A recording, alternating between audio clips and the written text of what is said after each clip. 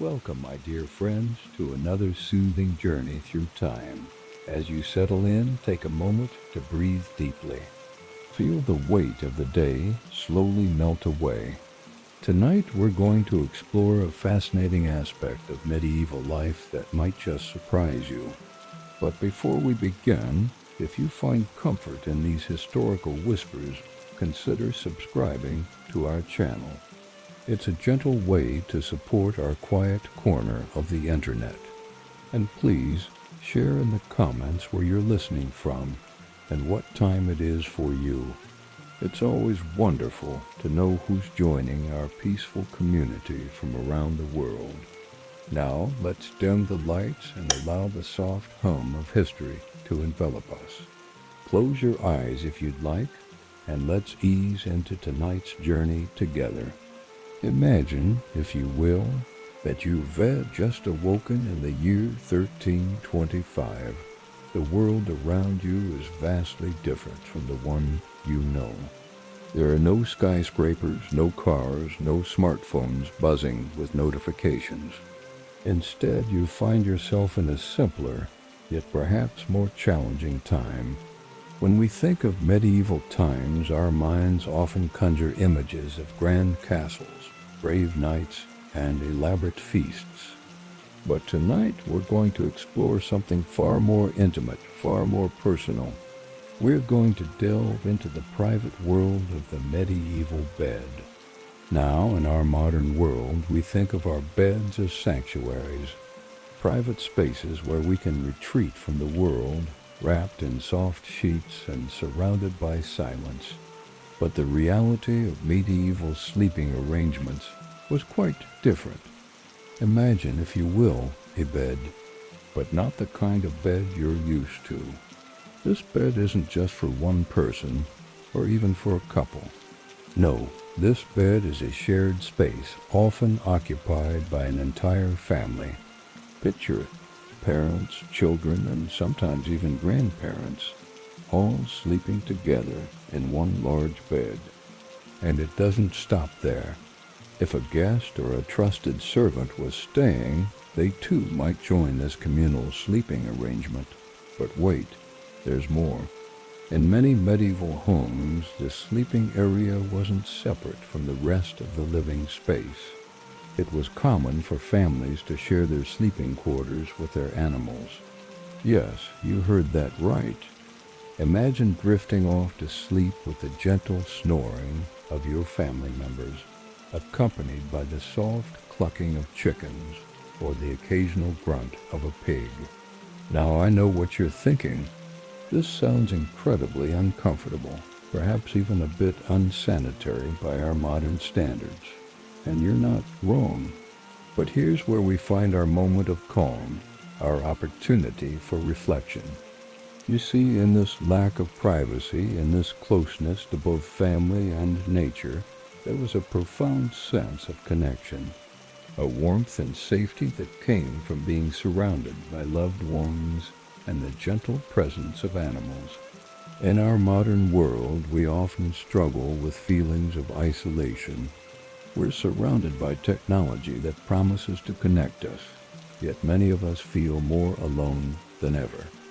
But in medieval times, this communal way of sleeping provided a constant reminder of one's place in the family and in the natural world. There was a rhythm to life, a closeness to the earth and to each other that we've largely lost in our pursuit of privacy and individual space.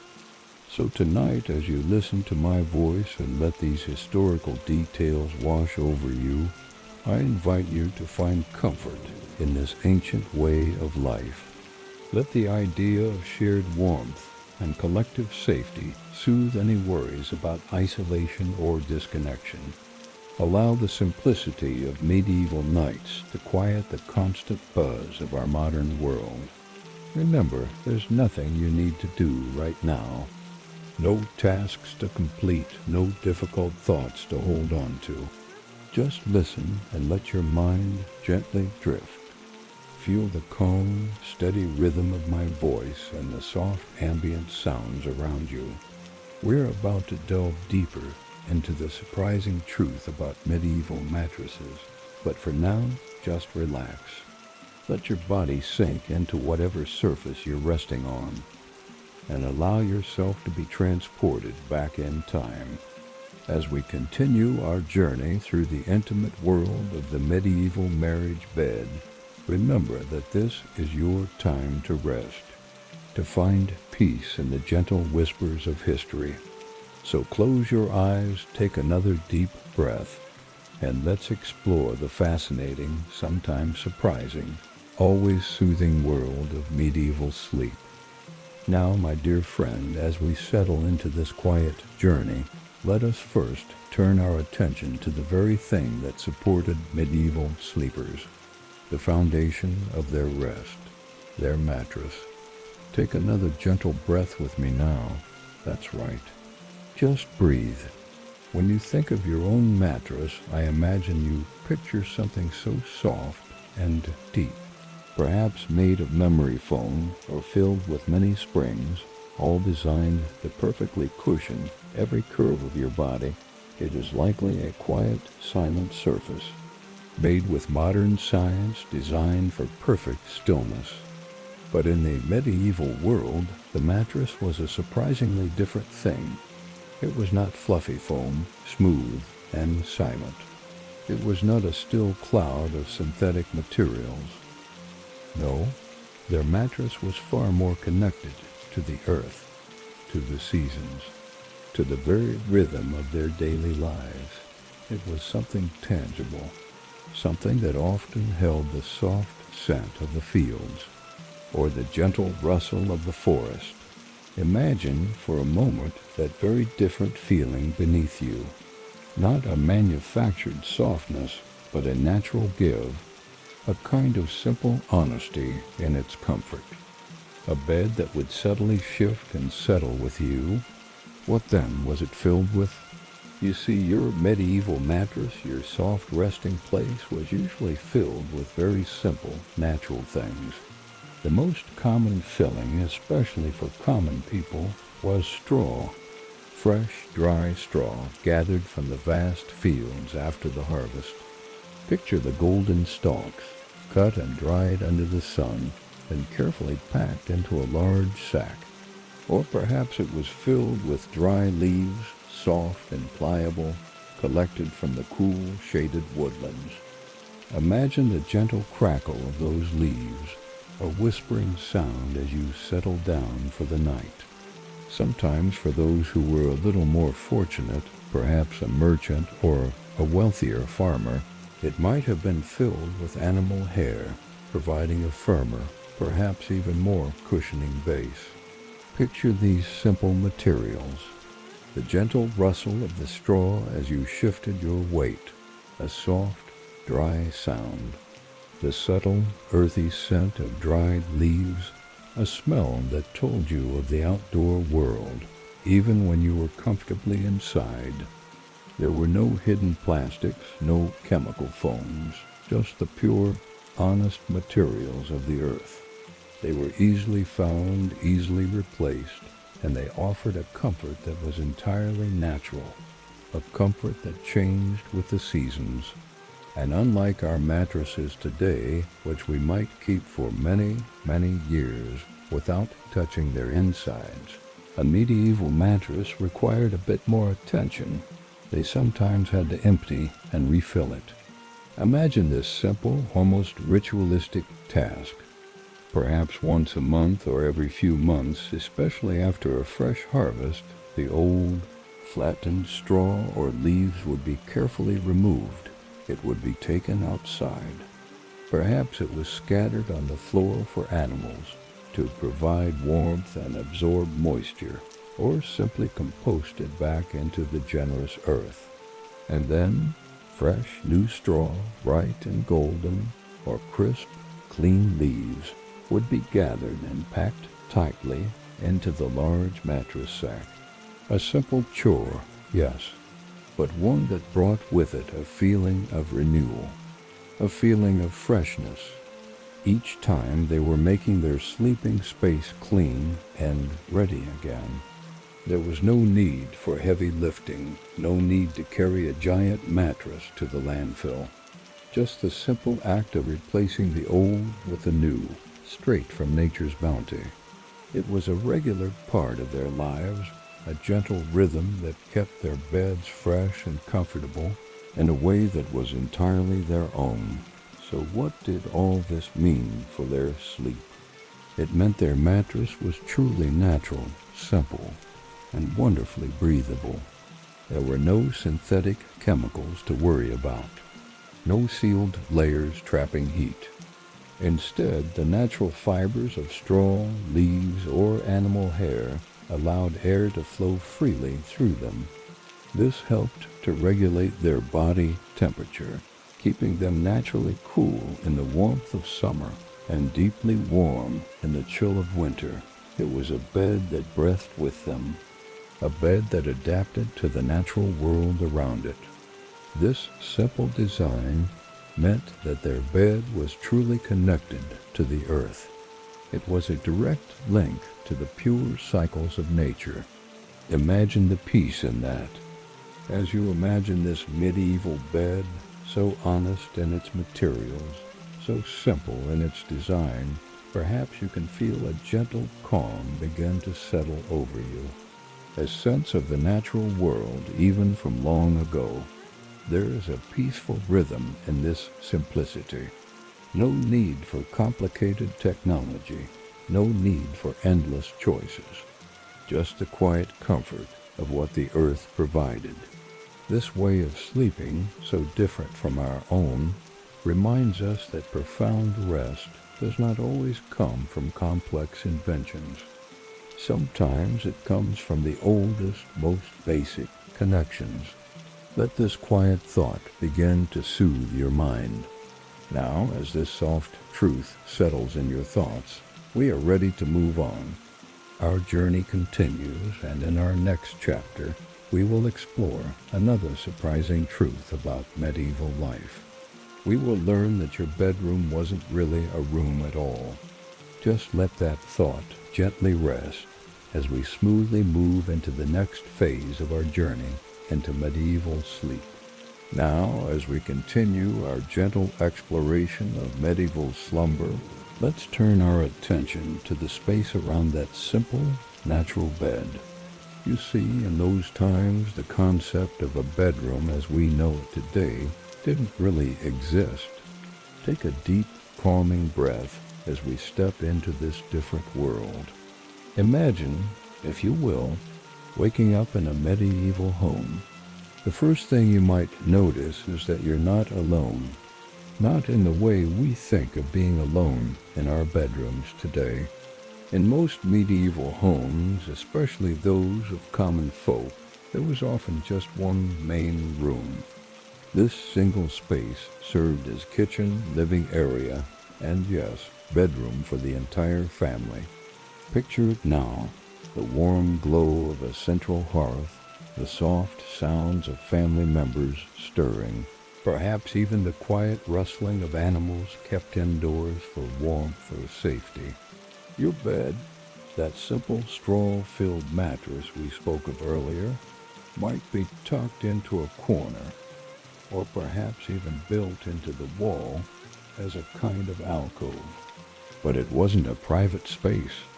There were no walls separating you from the rest of the household, no door to close for solitude. Sleep was a shared experience, a communal act that brought the family together in the most vulnerable of times. For the wealthy, things were a bit different, but still not what we'd recognize today. A noble's bedchamber might have been a separate room, yes, but it was far from private. It was often a place of business where the lord or lady might receive visitors, conduct meetings, or even dine. The bed itself, usually an ornate four-poster affair for the truly wealthy, was more than just a place to sleep. It was a symbol of status, often the most expensive piece of furniture in the house. But let's return to the common folk, to that single room that held all of life's activities. In this shared space, sleep wasn't just about rest. It was about warmth, about safety in numbers. Imagine the comfort of hearing the soft breathing of your loved ones around you, the security of knowing that you were all together, protected from the dangers of the night. And yet there was a kind of privacy, a different sort than we're used to. Privacy came not from walls or doors, but from the simple act of turning away, of creating mental space and physical closeness. It came from the quiet moments just before sleep, when even in a crowded room, each person could retreat into their own thoughts, their own dreams. This shared sleeping arrangement had practical benefits too. In the cold of winter, body heat from family members helped keep everyone warm. The proximity allowed parents to easily tend to young children or sick family members during the night. It created a constant, comforting presence that we might find strange today, but which was deeply reassuring to medieval sleepers. As you picture this scene, this room full of sleeping forms, perhaps you can feel a sense of connection, a reminder that sleep at its core is a vulnerable state, one that throughout much of human history we faced together, not alone. There's a profound comfort in that thought, isn't there?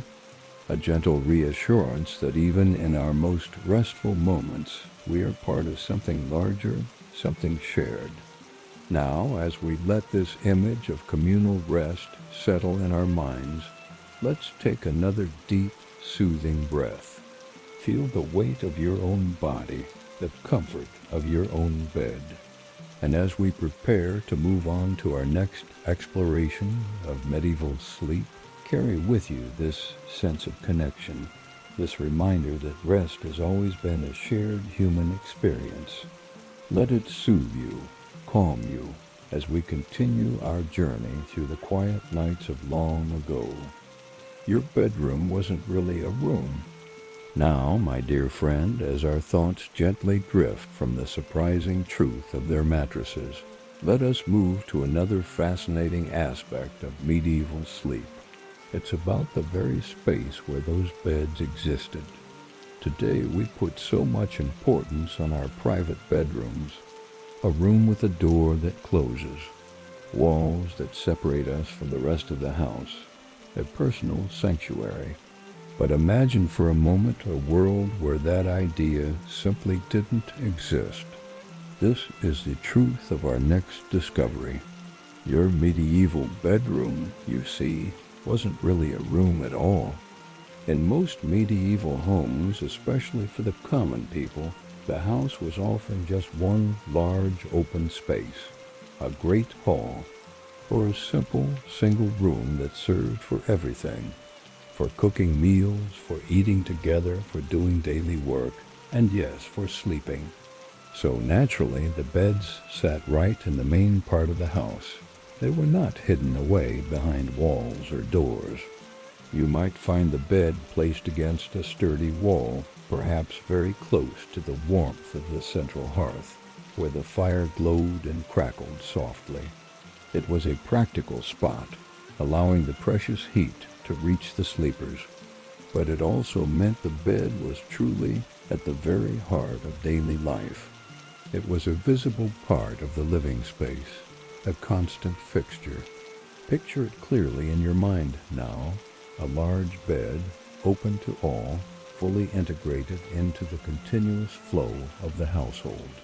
No private corners, no secluded nooks where one could truly be alone. Just a simple, honest presence of the sleeping place right there in the open, ready for rest when the day was done. Can you feel the difference? The stark contrast to our modern, compartmentalized lives? And because the bed was in this main, open space, a very natural consequence followed. Everyone could see and hear everything. There were no solid walls to muffle sounds. No heavy doors to close for privacy. Imagine the soft, steady sounds of daily life unfolding around you. the quiet clatter of someone preparing a morning meal, the gentle murmur of conversations as family members shared news or plans, the hushed laughter of children playing nearby, the quiet turning of a spindle as someone worked on thread for weaving. All these sounds, the everyday hum of the household, would be constantly present around the bed, not as disturbances, not as loud intrusions, but as the normal backdrop of their existence, a constant, comforting presence of other human beings living their lives. For us today, the idea of sleeping with so much activity around us might seem impossible. We crave silence. We crave separation. But for them, these sounds were not noise. They were the gentle, familiar pulse of their community, a natural white noise that perhaps helped them feel safe rather than exposed. They simply adapted to this constant backdrop of communal sounds, accepting it as the quiet fabric of their nights. Can you picture yourself there, lying in that bed, the soft glow of the fire casting dancing shadows on the walls, the gentle murmur of life all around you? It's a world away from our modern pursuit of perfect silence and isolation, isn't it? And adding to this living, shared space was another surprising truth. Sometimes animals slept nearby too.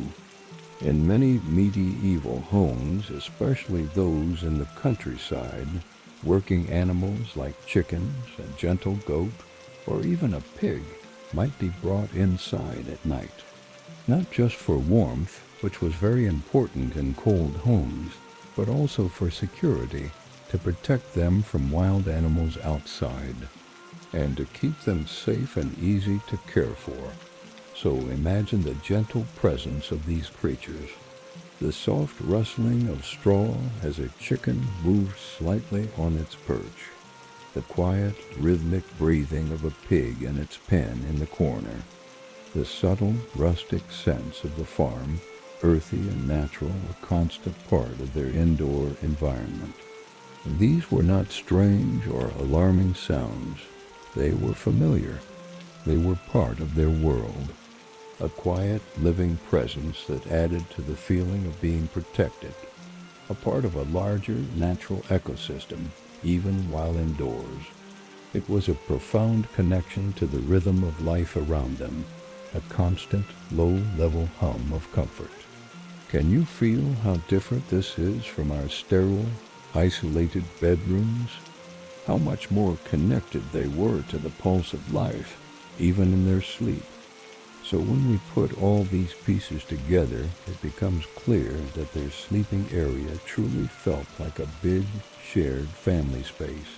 It wasn't just a place to sleep. It was an extension of their daily communal life. This constant togetherness, this lack of our modern idea of privacy, actually fostered a very deep connection, a powerful sense of belonging.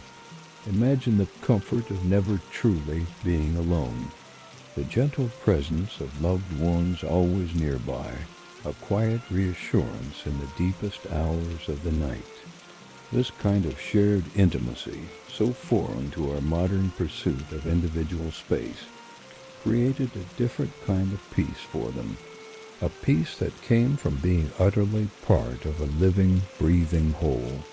This retrospective relaxation allows us to glimpse a time when human connection was constant, comforting, and deeply intertwined with rest. Now, let that feeling of communal safety softly wash over you as we gently prepare to explore another surprising truth. Because if commoners had little privacy, what about the very rich? In our next chapter, we'll discover that even rich people had surprisingly little private sleep. You see, the concept of privacy as we know it today simply didn't exist in medieval times, regardless of social status. Even the wealthiest nobles and royalty lived in a world where personal space was a luxury rarely afforded. Picture, if you will, a grand castle, towering stone walls, tapestries adorning every surface, and yet, within these opulent surroundings, the sleeping arrangements might surprise you. The lord and lady of the castle, despite their elevated status, often slept in the great hall alongside their household. Yes, you heard that right. The very same room where feasts were held, where important meetings took place, where daily life unfolded, also served as their bedroom. Now they might have had a slightly more elaborate setup, perhaps a canopied bed, ornately carved and draped with rich fabrics. But the principle remained the same. Their sleep was a public affair, often witnessed by servants, guests, and even passing travelers seeking shelter for the night. Can you imagine trying to get a good night's rest with a hall full of people milling about? The constant chatter, the clinking of goblets, the rustle of activity all around you. But here's where it gets even more interesting. Even when separate bedchambers began to emerge for the wealthy, they were far from private sanctuaries. These rooms were often bustling centers of activity. Important meetings were held there, documents were signed, political decisions were made, all while the lord or lady reclined in their bed, which served as a kind of throne. Servants would come and go, attending to their master's needs. Visitors might be received at any hour. The concept of bedtime as a sacred, private moment simply didn't exist. Sleep was snatched in moments between activities, conversations, and duties. It was a fluid, ever-present possibility rather than a designated block of time. And let's not forget about the practice of bed sharing. Even among the wealthy, it was common for multiple people to share a single bed. Not just family members, but also servants or honored guests. The enormous beds you might see in preserved castles weren't just for show. They were practical necessities designed to accommodate multiple sleepers. Can you imagine the intimacy of such an arrangement? The whispered conversations in the dark, the shared warmth, the complete lack of personal space? It's a far cry from our modern obsession with individual sleeping quarters, isn't it? But perhaps the most striking difference was the attitude towards sleep itself. In our modern world, we view sleep as a necessary retreat from the world, a time to shut everything out and recharge. But for medieval people, rich and poor alike, sleep was simply another part of the continuous flow of life. It wasn't cordoned off or separated. It was integrated, woven into the fabric of daily existence. This integration extended to every aspect of life. The boundaries between public and private, between work and rest, between individual and community, were far more fluid than we can easily comprehend today. It was a world of constant connection, of shared experiences, of a deep, unbroken bond with the people and world around you. As we reflect on this, let us take a moment to consider what we've gained and what we've lost in our pursuit of privacy and individual space. Have we traded the comfort of constant connection for the luxury of solitude? Have we sacrificed something profound in our quest for a personal space? These are questions worth pondering as we drift off to sleep in our quiet, isolated bedrooms tonight. Perhaps in some small way we can reconnect with that sense of communal rest, that deep belonging that our medieval ancestors knew so well. And as we do, we might just find a new appreciation for the complex, fascinating history of human sleep. Now, my friend, let us gently continue our journey into the quiet rhythms of the medieval night. We just learned about the surprisingly simple mattresses they used, But there's another fascinating truth about medieval beds that might feel very different from our modern ways. It's about who actually shared those beds. In our world, we think of a bed as a private space, perhaps for one or for a couple. But for medieval people, the bed was often a far more communal place. It was a space for many. And this is where we discover that it was more than just two people in the bed. Imagine, if you will, a large, sturdy bed. Perhaps a simple wooden frame or even just a raised platform covered with those natural mattresses we discussed. In many medieval homes, especially for common families, there was often just one main sleeping place. And here, in this single central bed, families would often sleep all together. Picture the scene: a long, wide mattress, perhaps two, pushed closely together to create enough space for everyone. This wasn't just a fleeting visit or a special occasion.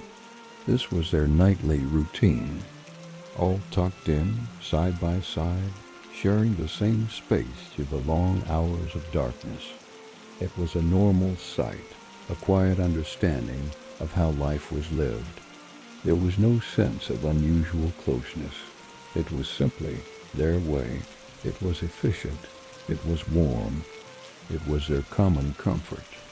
Imagine the soft rustle of straw as someone gently shifted, a familiar, calming sound in the quiet dark. So who exactly would share this large communal bed? It was a true reflection of the entire family unit.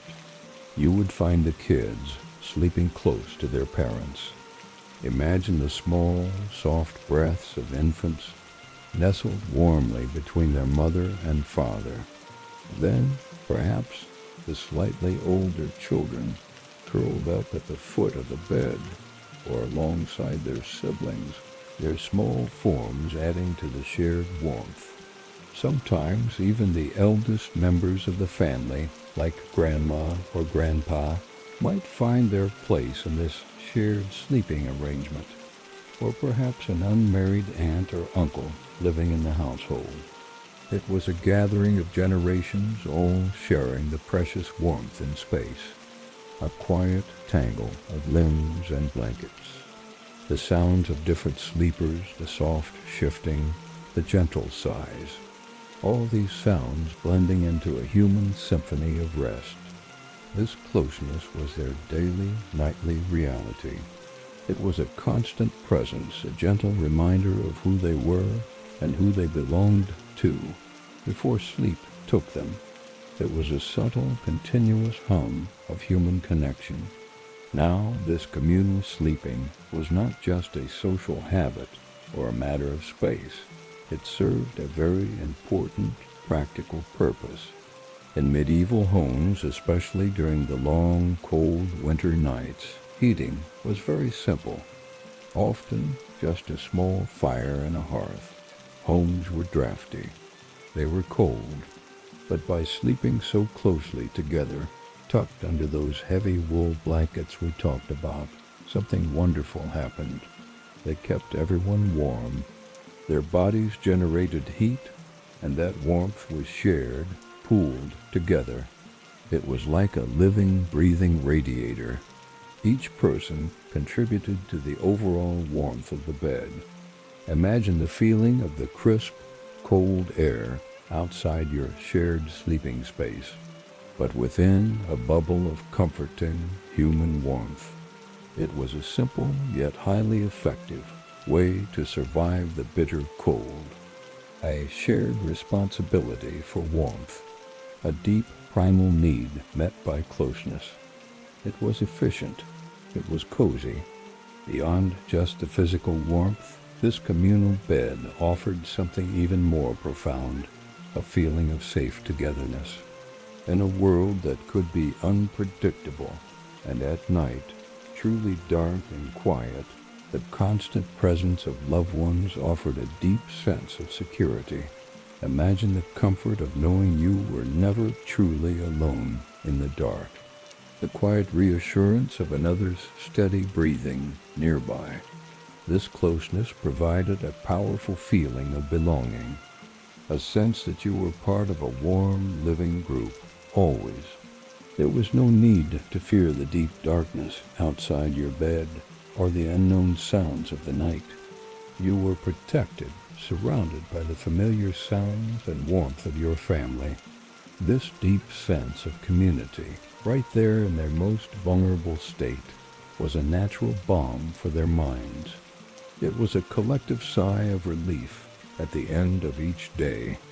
This shared intimacy, so foreign to us, was for them a source of enduring comfort. And as we gently drift to our next thought, let that feeling of safe, ancient togetherness softly wash over you now. But let's delve a little deeper into this fascinating aspect of medieval life. Can you imagine the stories that were shared in these communal beds? The whispered conversations between siblings as they drifted off to sleep? The comforting words of a parent to a child awakened by a nightmare? These beds were more than just places to rest. They were the heart of family life, where bonds were strengthened and memories were made. In many ways, this shared sleeping arrangement reflected the broader social structure of medieval society. Just as the family unit was tightly knit, so too was the wider community. People lived in close proximity, worked together, and relied on each other for survival. The communal bed was a microcosm of this interconnected way of life. Now you might be wondering about privacy. In our modern world, we place a high value on personal space and alone time. But for medieval people, the concept of privacy as we know it simply didn't exist. Their lives were far more public, more intertwined with those around them. The idea of having a room to oneself, let alone a bed, would have seemed strange and perhaps even lonely to them. This isn't to say that there was no concept of personal space at all. People found ways to carve out moments of solitude when needed, but the default state was one of togetherness, of shared experiences and shared spaces, and nowhere was this more evident than in the communal bed. Let's take a moment to consider the sounds of a medieval night.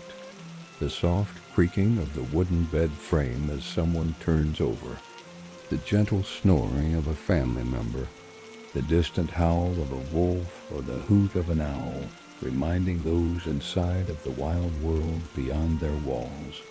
All these sounds would have been familiar, comforting even to those huddled together in their shared bed. And what about the rituals surrounding bedtime? In many households, the evening would have been a time for prayer. Imagine the family gathered around the bed, heads bowed, voices joined in quiet supplication before they settled in for the night. This shared spiritual practice would have further reinforced the sense of unity and togetherness. As the night wore on and sleep claimed each family member one by one, the bed would have become a living, breathing entity of its own. Bodies shifting, adjusting, finding comfort in the warmth of those around them. In the depths of winter, this shared warmth wasn't just comforting, it was essential for survival. But it wasn't all peaceful slumber. We should remember that medieval life was often hard, and health issues were common. A communal bed meant that if one person was ill, everyone was exposed. The cough of a sick child, the labored breathing of an elderly grandparent, these sounds too would have been part of the nightly symphony. Yet even in sickness there was a silver lining to this shared sleeping arrangement. Care was immediate and constant. If someone fell ill in the night, help was literally at arm's reach. This closeness allowed for a level of care and attention that we might find hard to imagine in our more isolated modern bedrooms. As dawn approached, the communal bed would slowly come to life. Perhaps the earliest riser would be a farmer needing to tend to the animals. They would carefully extricate themselves from the tangle of limbs and blankets, trying not to wake the others. But soon the rest of the family would follow, emerging from their shared cocoon to face another day. In many ways, this moment of waking, of transitioning from the warm, safe space of the bed to the challenges of the day ahead, was a daily rebirth. It reinforced the idea that the family faced the world together, drawing strength from their nightly closeness to tackle whatever the new day might bring. As we near the end of our exploration of medieval sleeping habits, let's take a moment to reflect on what we've learned. The communal bed was more than just a place to sleep. It was a symbol of family unity, a practical solution to the challenges of medieval life, and a source of comfort and security in an often harsh world. In our modern world of individual bedrooms and personal space, it's easy to romanticize or criticize this aspect of medieval life. But perhaps there's something we can learn from it. The importance of human connection, the comfort found in closeness, the strength drawn from family bonds. These are timeless values that transcend the centuries. So tonight, as you settle into your own bed, perhaps you'll think of those medieval families huddled together in their shared sleeping space. And maybe, just maybe, you'll feel a connection to those long-ago sleepers, a thread of shared human experience stretching across the centuries. For in the end, whether we sleep alone or with others, we all seek the same thing, a safe, warm place to rest and dream. Rich people had little private sleep. Now, my friend, let's gently shift our focus. We've explored how common families shared their beds and how their humble homes offered little private space for sleep. You might be thinking, well, surely the rich had their privacy. Kings and queens, lords and ladies, they must have had quiet, private bedrooms. But here's another surprising truth from the medieval world. Even for those with power and wealth, their sleeping arrangements were far from what we would consider private today. Indeed, even rich people had surprisingly little private sleep. Imagine yourself now stepping into a grand medieval castle. Picture the vast, echoing stone halls. You might see a huge, magnificent bed carved from dark wood, perhaps with soaring posts draped in rich, heavy fabrics like velvet or silk embroidered with golden threads. This was not just a place to sleep. It was a statement, a symbol of wealth and power. But here's the surprising part. These big, fancy beds were often still in public rooms. They weren't hidden away in a small, quiet bedroom like ours. You might find them in the great hall itself, where feasts were held and people gathered. Or in a reception chamber, a room where visitors would be welcomed and important meetings took place.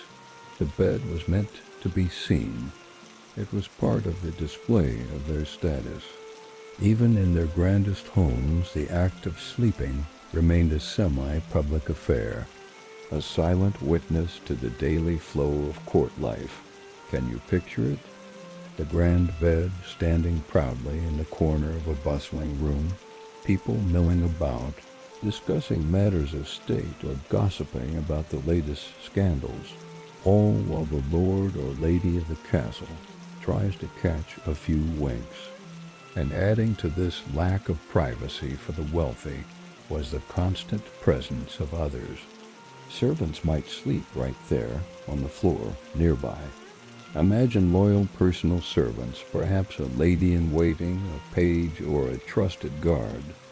They would often lay out simple pallets or bedrolls on the floor, just within earshot of their lord or lady's magnificent bed. They were always ready to attend to any need, day or night. Perhaps to fetch water, to light a candle, or to stand watch. This was not seen as an intrusion. It was a necessity for security and service. Picture their quiet forms, curled up on the cold stone floor, their soft breaths a barely audible presence. The sound of their presence, a low, constant hum of attendance, might have even been a strange kind of comfort, a reassuring sign that one was never truly alone, never truly vulnerable. It was a testament to a world where personal space was defined by service, not by solitude. Now you might think, but what about those beautiful bed curtains? You're right. These big, grand beds often had very elaborate bed hangings or curtains, made of heavy, rich fabrics, sometimes embroidered with intricate patterns or family crests. These curtains certainly gave a little cover. They offered a sense of modesty, a visual screen that separated the sleeper from direct view. You could draw them closed, creating a kind of warm, dark cocoon within the larger open room. Imagine pulling those heavy curtains around you now, feeling a soft, enclosed warmth. But remember, these curtains were just fabric. They offered no soundproofing, no real separation from the sounds of the castle. People could still hear, and they could easily pull back the curtains if they needed to. So while they created a cozy, visually private space, they did not create a private room in the way we understand it. It was a semi-private cocoon existing within a very public space, a quiet sanctuary that could be opened to the world at any moment. So for the wealthy, their bedroom was often much more than just a place to sleep. It was like a busy reception area, a place where important business might be conducted. Meetings, dressing, even meals could happen right there, near or even on the bed. It was a point of power and display, a place where the lord or lady received visitors, issued commands, or simply performed their morning routine in the presence of their household. Imagine waking up as a medieval noble. The curtains of your grand bed are drawn back, and suddenly you're facing a room full of people. Your servants are there, of course, ready to help you dress. But there might also be advisors waiting to discuss urgent matters or visiting dignitaries hoping for an audience. Your bedroom is not a private retreat. It's an extension of your daily rule. This constant presence of others, this lack of our modern privacy, was simply the accepted way of life for all levels of society in the medieval world. From the poorest peasant to the mightiest king, the concept of a private, quiet space for sleep was largely unknown. It's a stark contrast to our modern world, where we value our personal space and quiet time so highly. Think about it.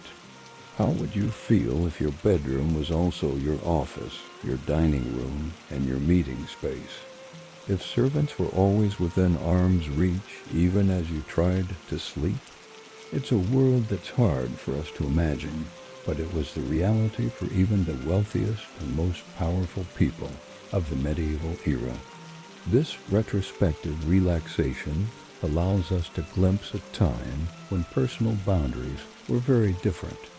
A time when shared existence, even for the most powerful, created a unique sense of constant connection. It's a fascinating window into a world where privacy, as we understand it, was a luxury that didn't really exist.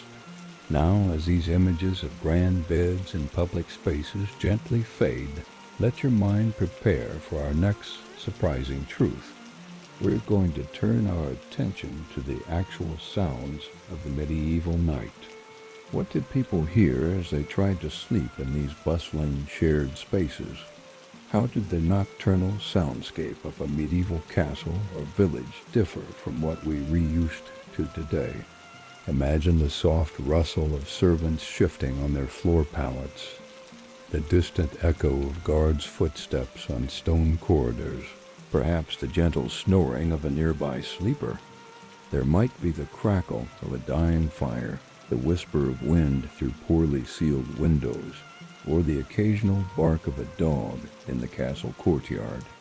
But there were other sounds too, sounds that might seem strange or even alarming to our modern ears. The clanging of the night watch's bell, marking the hours.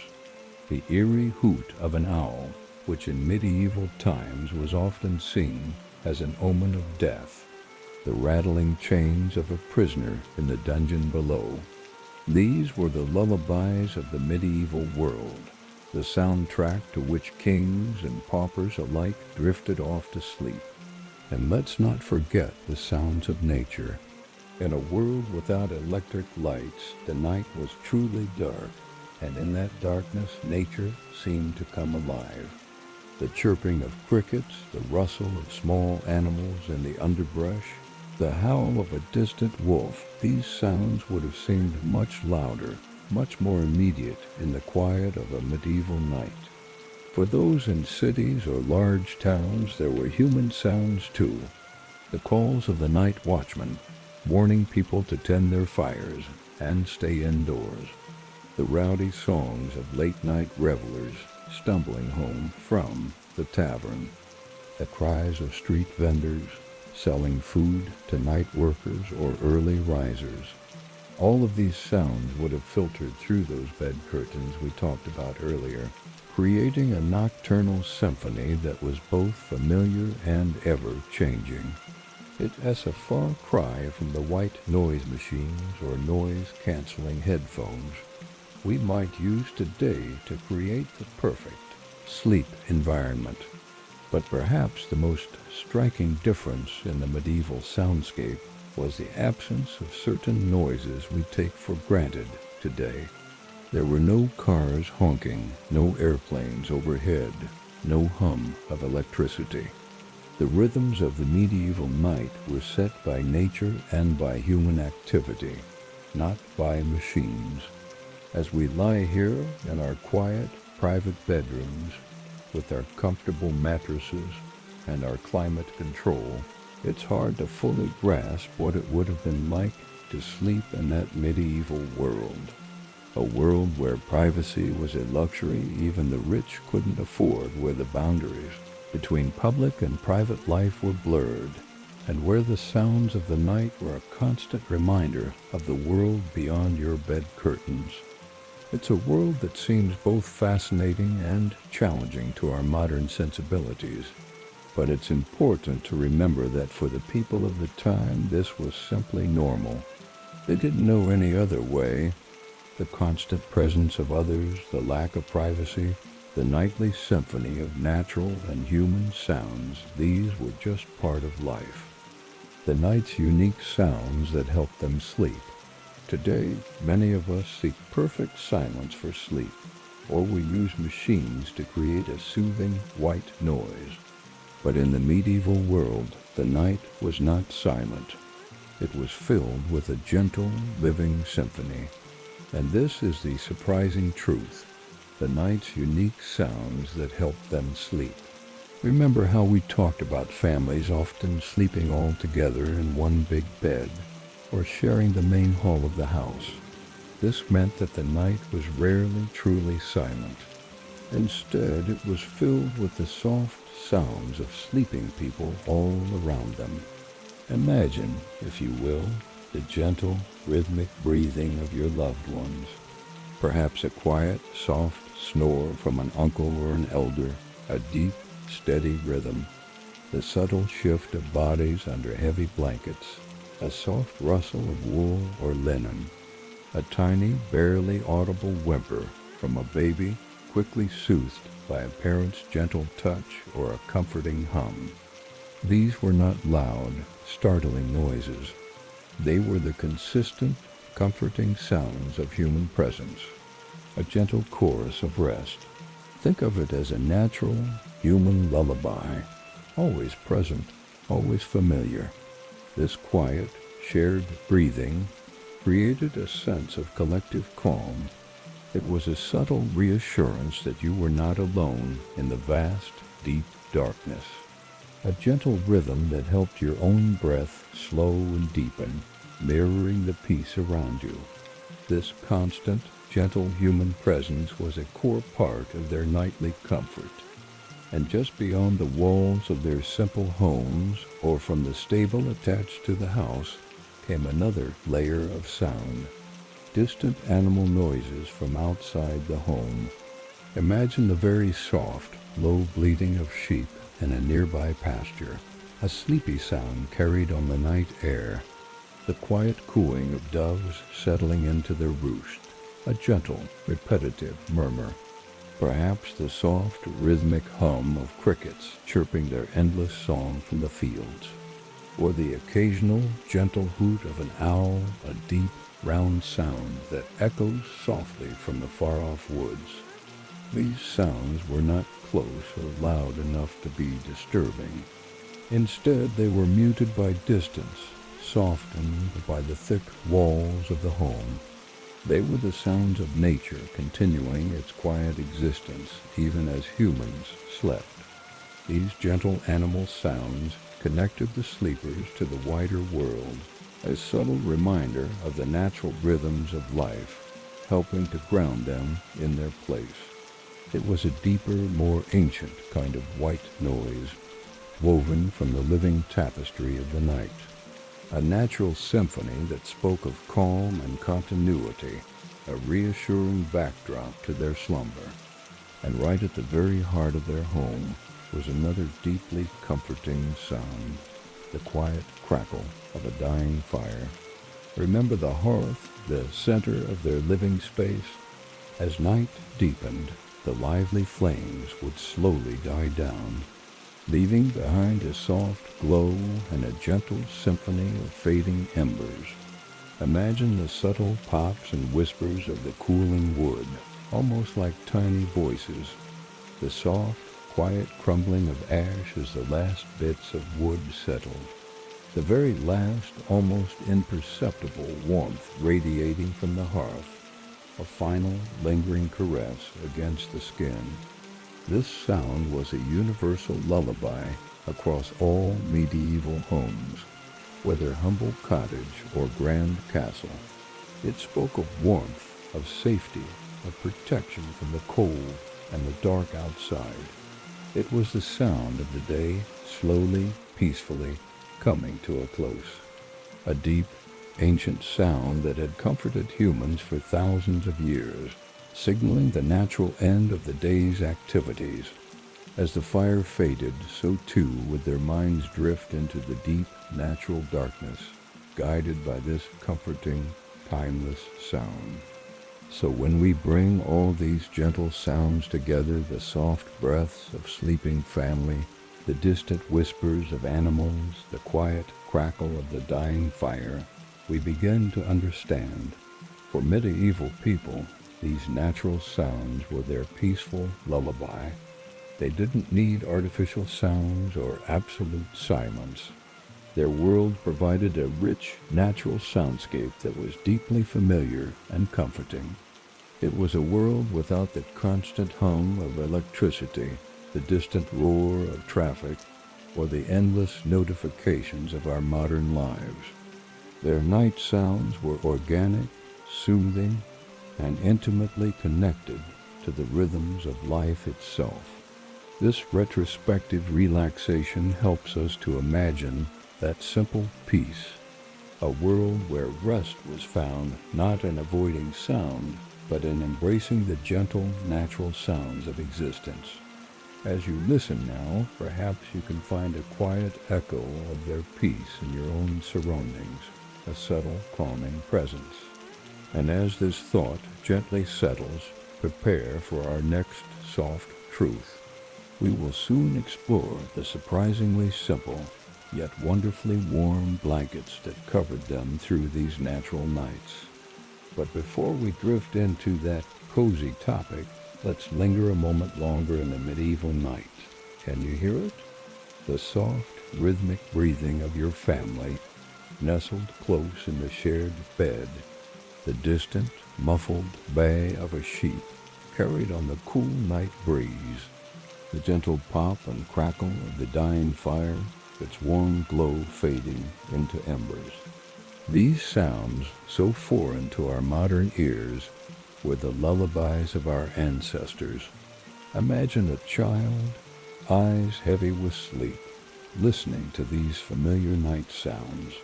The steady breathing of parents and siblings, a constant reminder of love and protection. The occasional rustle of straw as someone shifts in their sleep, a comforting sign of life and presence. Outside, perhaps a dog barks in the distance, its voice muffled by the thick walls of the home. It's not an alarming sound, but a reassuring one, a guardian keeping watch through the night. In the rafters above, a gentle cooing might be heard. Doves or pigeons settled for the night, adding their soft voices to the nocturnal chorus. Their quiet murmurs blend with the whisper of wind through thatched roofs or stone eaves, creating a soothing white noise that modern sleep machines try to replicate. For those in rural areas, the night might bring the soft lowing of cattle in nearby fields, or the gentle nickering of horses in the stable. These weren't disruptions, but reminders of the interconnected life they shared with their animals. The sound spoke of security. Well-fed livestock meant a prosperous household. In towns and cities, the night had its own unique soundscape. The distant call of the night watchman, all's well, echoing down cobbled streets. The muffled sounds of late-night revelers making their way home from taverns, their voices a reminder of life continuing even as most slept. Perhaps the soft chiming of church bells marking the hours, a gentle reminder of the passage of time and the promise of a new day to come. Water, too, played its part in this nightly symphony. For those near rivers or streams, the gentle gurgle of flowing water provided a constant soothing backdrop. In coastal areas, the rhythmic crash of waves against the shore created a timeless lullaby that has calmed human minds for millennia. Even the wind itself was a nightly companion. Its whispers through trees, its soft moans around corners of buildings, its gentle rattling of shutters, all these created a ever-changing, yet somehow constant auditory blanket that wrapped around sleepers. And let's not forget the rain. Oh, the sound of rain on a medieval roof, whether it was the soft patter on thatch or the more resonant drumming on wooden shingles. Rain created a cocooning sound that enveloped sleepers in a world of watery white noise. It was a sound of abundance, of life-giving water, of crops growing and wells filling. The gentle rhythm of raindrops was nature's own lullaby, soothing worried minds and easing the transition into sleep.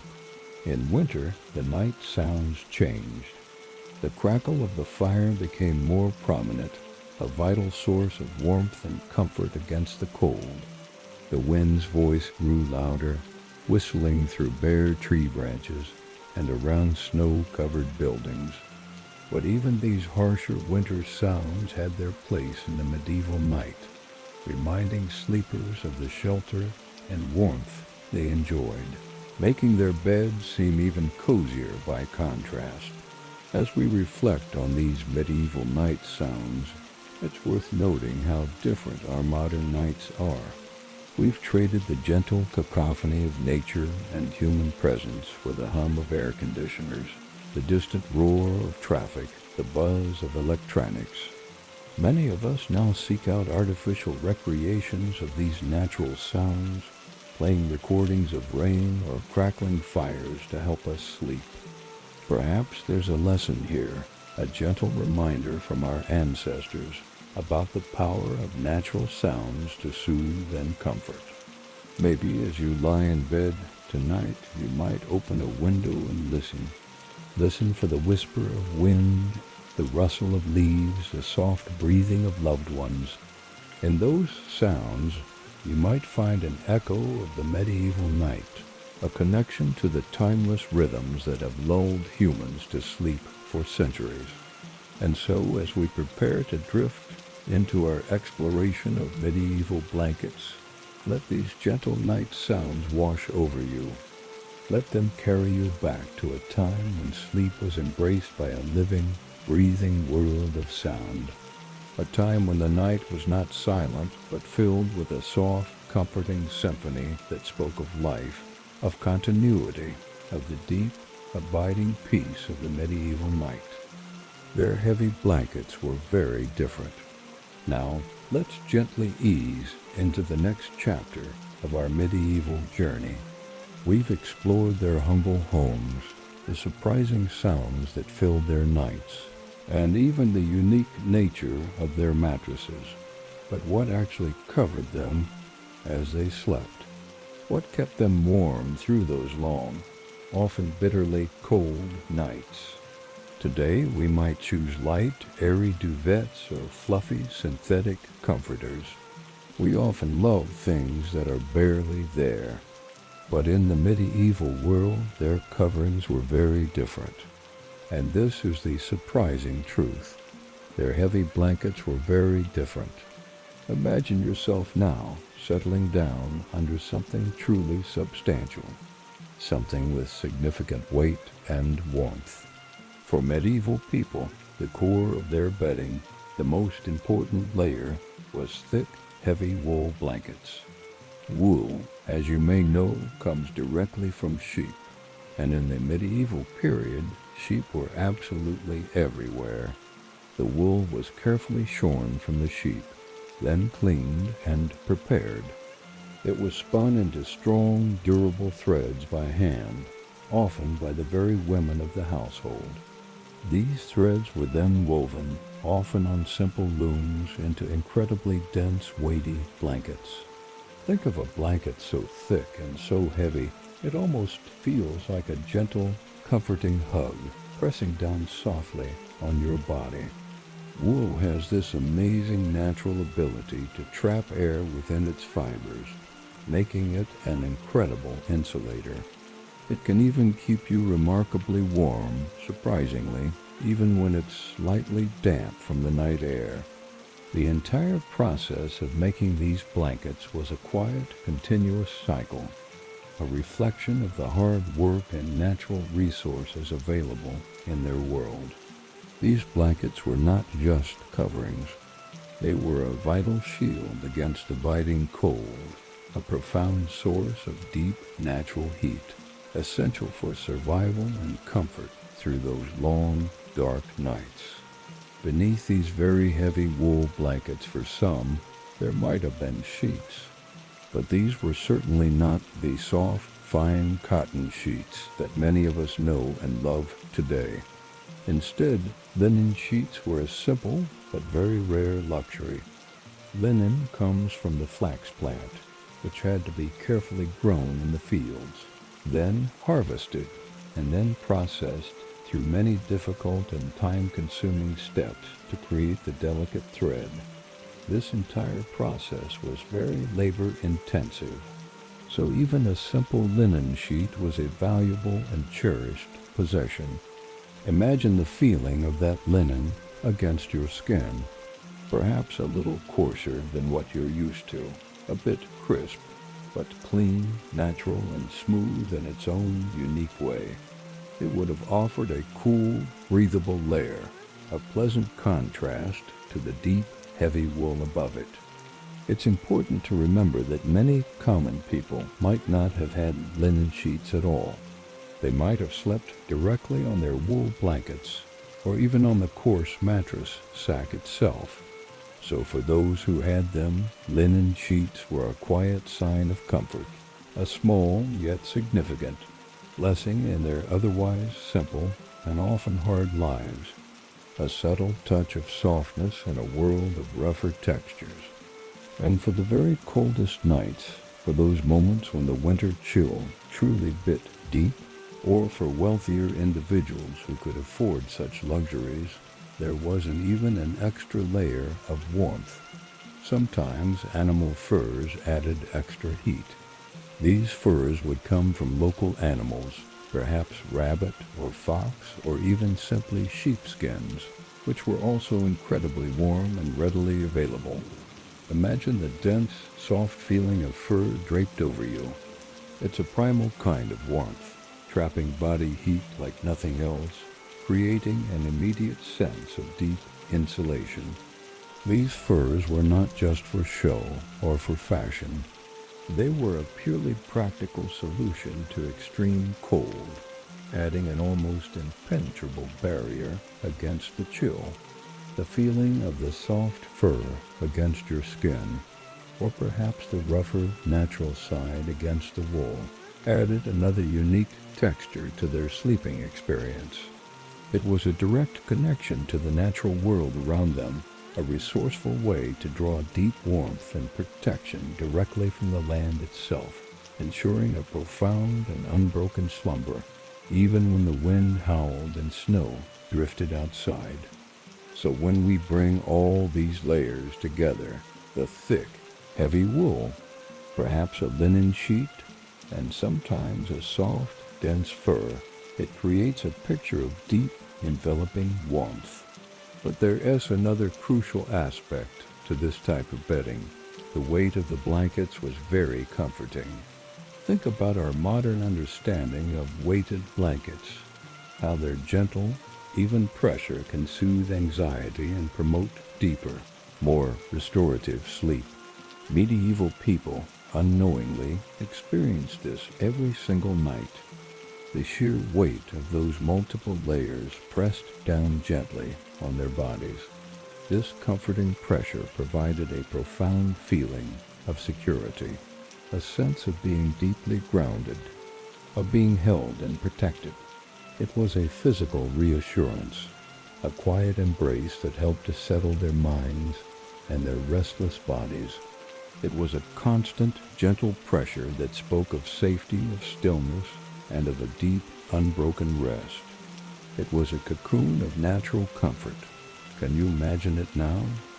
The weight of those blankets, the soft rustle of wool as you shift slightly, the deep warmth that surrounds you completely. It's a far cry from our modern, lightweight bedding, isn't it? But there's more to this story of medieval blankets. You see, these weren't just items to be used and discarded. A good wool blanket was an heirloom, something to be treasured and passed down through generations. The process of making them was so labor-intensive, so time-consuming, that a single blanket might represent months of work.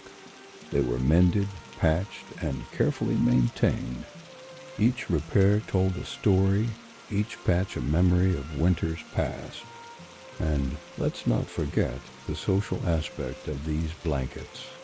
In many households, especially among the poorer classes, beds were shared, not just between couples, but often entire families would sleep together for warmth.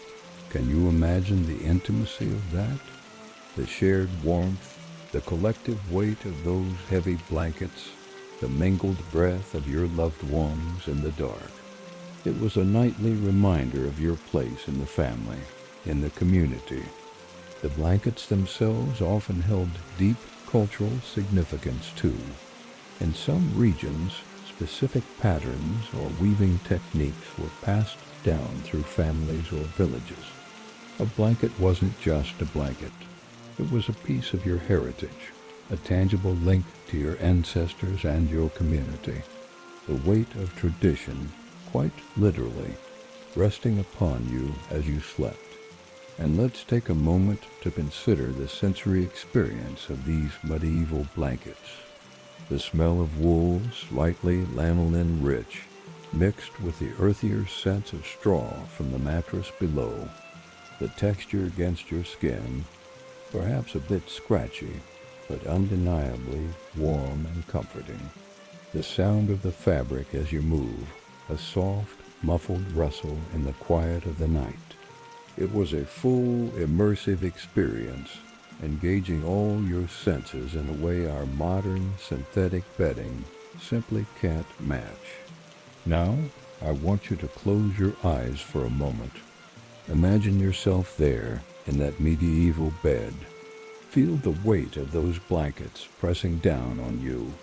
Smell the wool, the straw, maybe a hint of wood smoke from the dying fire. Hear the soft breathing of your family around you, the distant bark of a dog, the wind whistling through the thatched roof above. This was the nightly reality for our ancestors, a cocoon of warmth and safety in a world that could often be harsh and unforgiving. It's a far cry from our modern sleep experiences, isn't it? Our lightweight duvets, our temperature-controlled rooms, our memory foam pillows. We've gained so much in terms of comfort and convenience. But have we lost something too? That deep, primal sense of security that comes from being truly physically enveloped in warmth and weight. The connection to natural materials, to the cycles of the seasons, to the labor of our own hands. Perhaps there's a lesson here for us, a reminder to appreciate the simple comforts, the natural materials, the weight and warmth that can bring such deep, restful sleep. Maybe next time you snuggle under your covers, you'll take a moment to think of those medieval sleepers wrapped in their heavy wool blankets, finding comfort and rest in the simplest of things. As we drift towards sleep ourselves, let's carry with us this image of medieval comfort, the weight of history, of tradition, of natural warmth enveloping us. Let the gentle pressure of those imagined blankets soothe you, ground you, connect you to a simpler time. And as you close your eyes, remember that in sleep, we're all the same, medieval peasant or modern city dweller, all seeking that perfect, restful cocoon of warmth and safety. Now, my friends, let's delve deeper into the medieval bedtime experience. We've explored their natural mattresses, open homes, comforting sounds, and heavy blankets. But there is one more truth about their nightly lives that might seem a bit strange to our modern sensibilities. It's about something small, yet ever present in their daily and nightly routines. Something we try our best to avoid today. I'm talking about sharing their beds with tiny, unseen guests. Picture a world where personal hygiene was vastly different from our own. A world without modern sanitation, strong chemical cleaners, or easy access to endless clean water for daily bathing. In such a world, small bugs like fleas and lice were just a normal part of life. They were incredibly common for everyone, whether you were a humble farmer toiling in the fields or a powerful lord residing in a grand castle. These tiny creatures were simply an accepted reality. They weren't seen as a sign of extreme uncleanliness or a cause for great shame, but rather as a constant minor presence that simply was. People just lived with them. Imagine a subtle, mild itch now and then, a momentary distraction that they were accustomed to. But this wasn't a cause for great distress or deep anxiety or sleepless nights filled with worry. It was simply how things were, a tiny, living part of their natural, unsanitized world.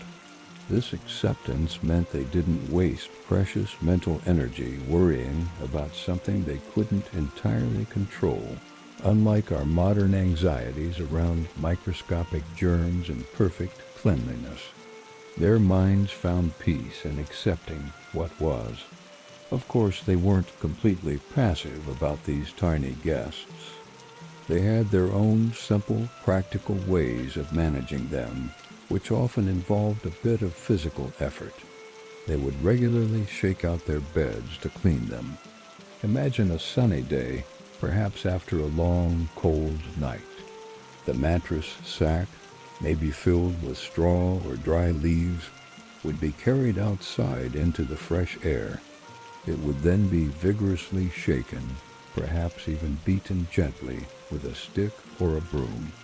This physical act would dislodge any tiny creatures, any accumulated dust, or any bits of dried straw or leaves that had become flattened. The mattress would then be aired out, and the warm sun and the fresh breeze allowing it to dry and refresh. Picture the dry straw rustling as it's beaten, releasing the subtle scent of the day's warmth and the earth. This was their natural, everyday method of freshening and pest control. It was a simple, direct, natural way to maintain their sleeping space, a rhythm of cleansing that connected them directly to the elements, the sun, the wind, and the physical effort of their own hands. It was a clear demonstration of living with and adapting to the natural world around them, rather than trying to perfectly control every single aspect of it. This is a key point to truly understand, to allow for that sense of retrospective relaxation. For medieval people, the presence of these small creatures wasn't seen as a big problem. It was just how things were. Their tolerance for certain discomforts was much, much higher than ours is today. They were more focused on fundamental needs, ensuring they had enough food, staying warm, and being safe from much larger, more pressing dangers like wild animals or human conflict. A mild itch from a flea or a louse was simply a minor annoyance, a brief moment of discomfort, not a source of major anxiety or sleepless nights. They didn't have the modern concept of a perfectly sterile environment, nor the endless products and anxieties we have today about achieving it. Their peace came from accepting the natural world in its entirety, imperfections, and all. They recognized that living closely with nature meant accepting its small living parts, even the unseen ones. It was a deeper, more profound acceptance of life's natural ebb and flow. This particular truth ties in beautifully with everything else we've learned about their medieval lives. From their raw, natural straw mattresses to their open homes that often shared space with animals, they were constantly used to living very closely with nature. This included the small, living parts of it. Their lives were intimately intertwined with the earth, the animals, and all its tiny inhabitants. This deep, ingrained acceptance, this peaceful coexistence with the natural world, whether comfortable or a little itchy, fostered a different kind of inner peace. A peace that comes from letting go of the need for perfect control and embracing the world as it is. This retrospective relaxation allows us to glimpse a world where acceptance was a powerful path to tranquility, even with tiny, unseen companions in their beds. As you imagine their simple methods of care and their quiet acceptance of nature's way, let your own mind gently prepare for our final calming truth. We will soon explore their peaceful bedtime rituals and the deep, pure darkness of their nights. Now, my friends, as we continue our journey through the medieval night, let's take a moment to appreciate the stark contrast between their world and ours. In our modern lives, we're often consumed by the pursuit of perfect cleanliness, constantly battling against the tiniest microbes with an arsenal of chemical weapons. But our medieval ancestors, they had a different relationship with the natural world, one that might seem alien to us now but held its own kind of peace.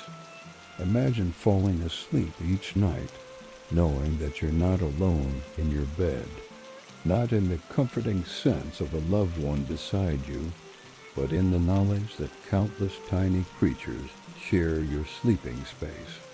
For us, that might sound like a nightmare, but for them it was just another part of life's tapestry. They didn't have the luxury of hot showers or washing machines. Their clothes, their bedding, their very bodies carried the evidence of their daily lives. The smell of smoke from the cooking fire, the earthy scent of the fields, the musty odor of damp wool, all these were constant companions. And yes, so were the fleas and lice. But here's the thing. They were constantly at war with these tiny inhabitants of their world. They didn't spend their days in a frenzy of cleaning and sanitizing. Instead, they found a kind of harmony. They accepted the presence of these creatures as part of the natural order of things. Think about it. In a world where survival was often a daily struggle, where the next meal wasn't guaranteed, where disease and danger lurked around every corner, the occasional itch from a flea bite was hardly worth losing sleep over. They had bigger fish to fry, quite literally. This acceptance wasn't born of ignorance. They knew these creatures could be bothersome, even dangerous at times, but they also understood that they were part of the same natural world that provided their food, their shelter, their very lives. It was all interconnected, all part of the same grand tapestry of existence. So when they shook out their bedding in the morning sun, it wasn't just about getting rid of the bugs. It was a ritual, a way of connecting with the natural world. They were working with nature, not against it.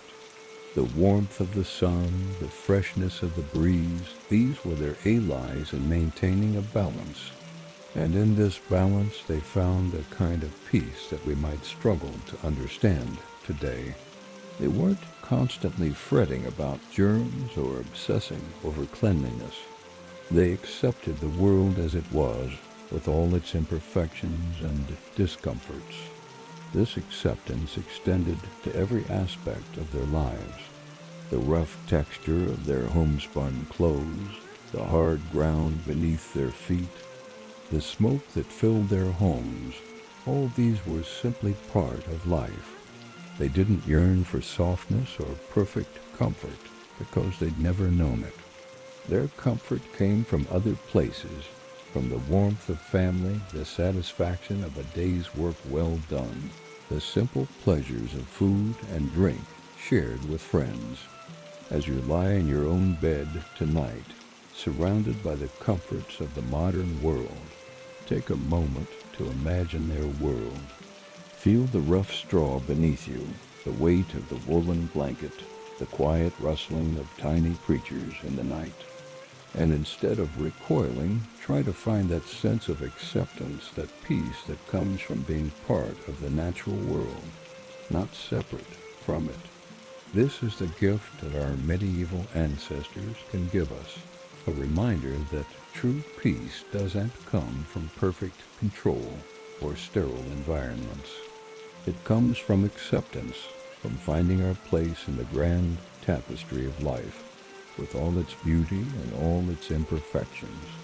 So as we prepare to drift off to sleep, let's carry with us this lesson from the past.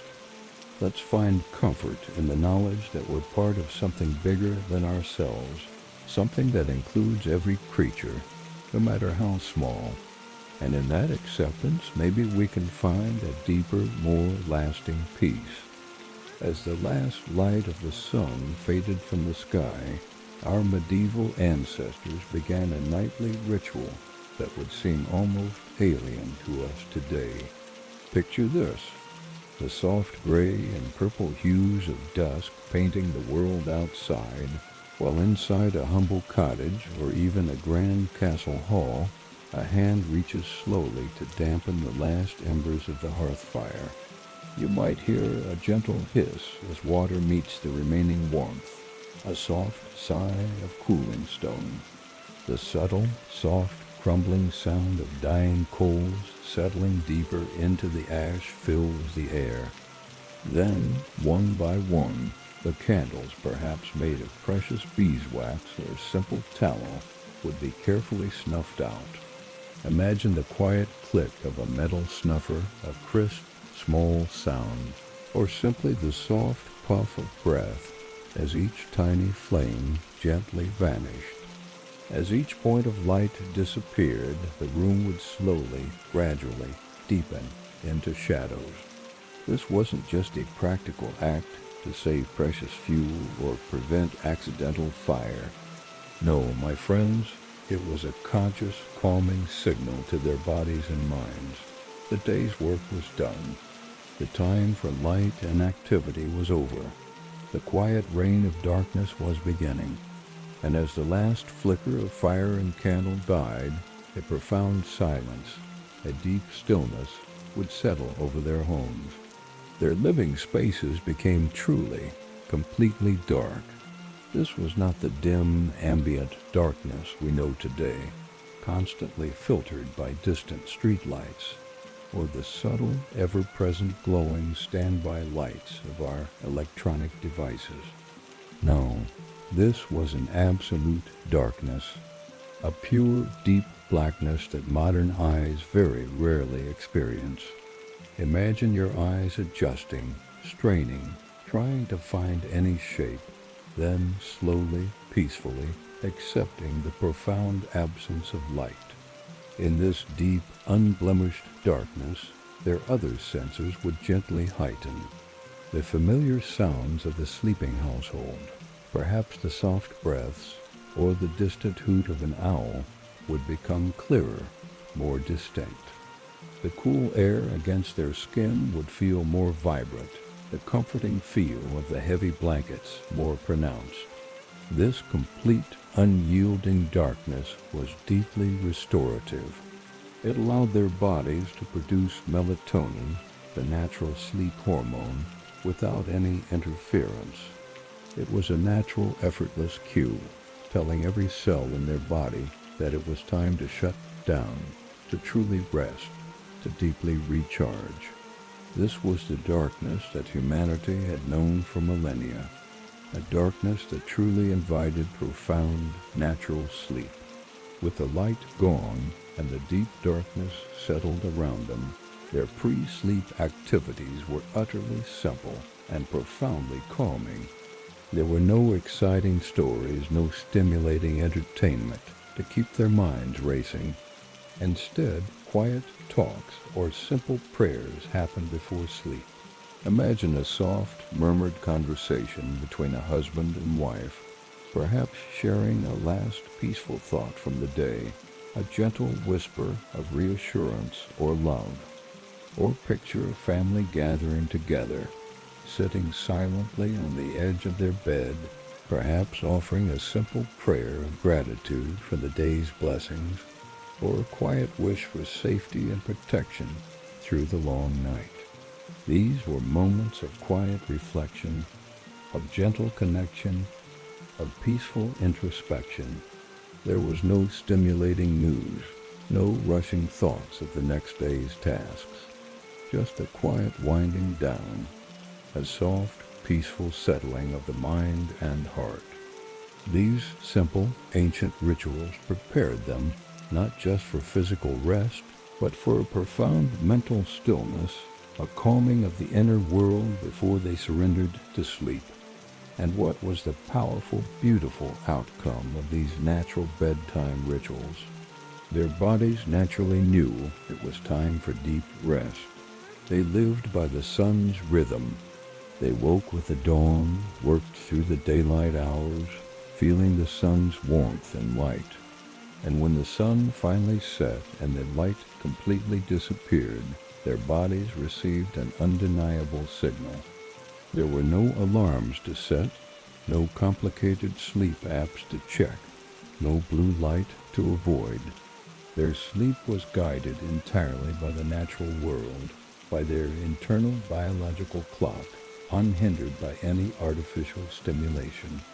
This simple alignment with nature meant their sleep was often profound, long, and deeply restorative.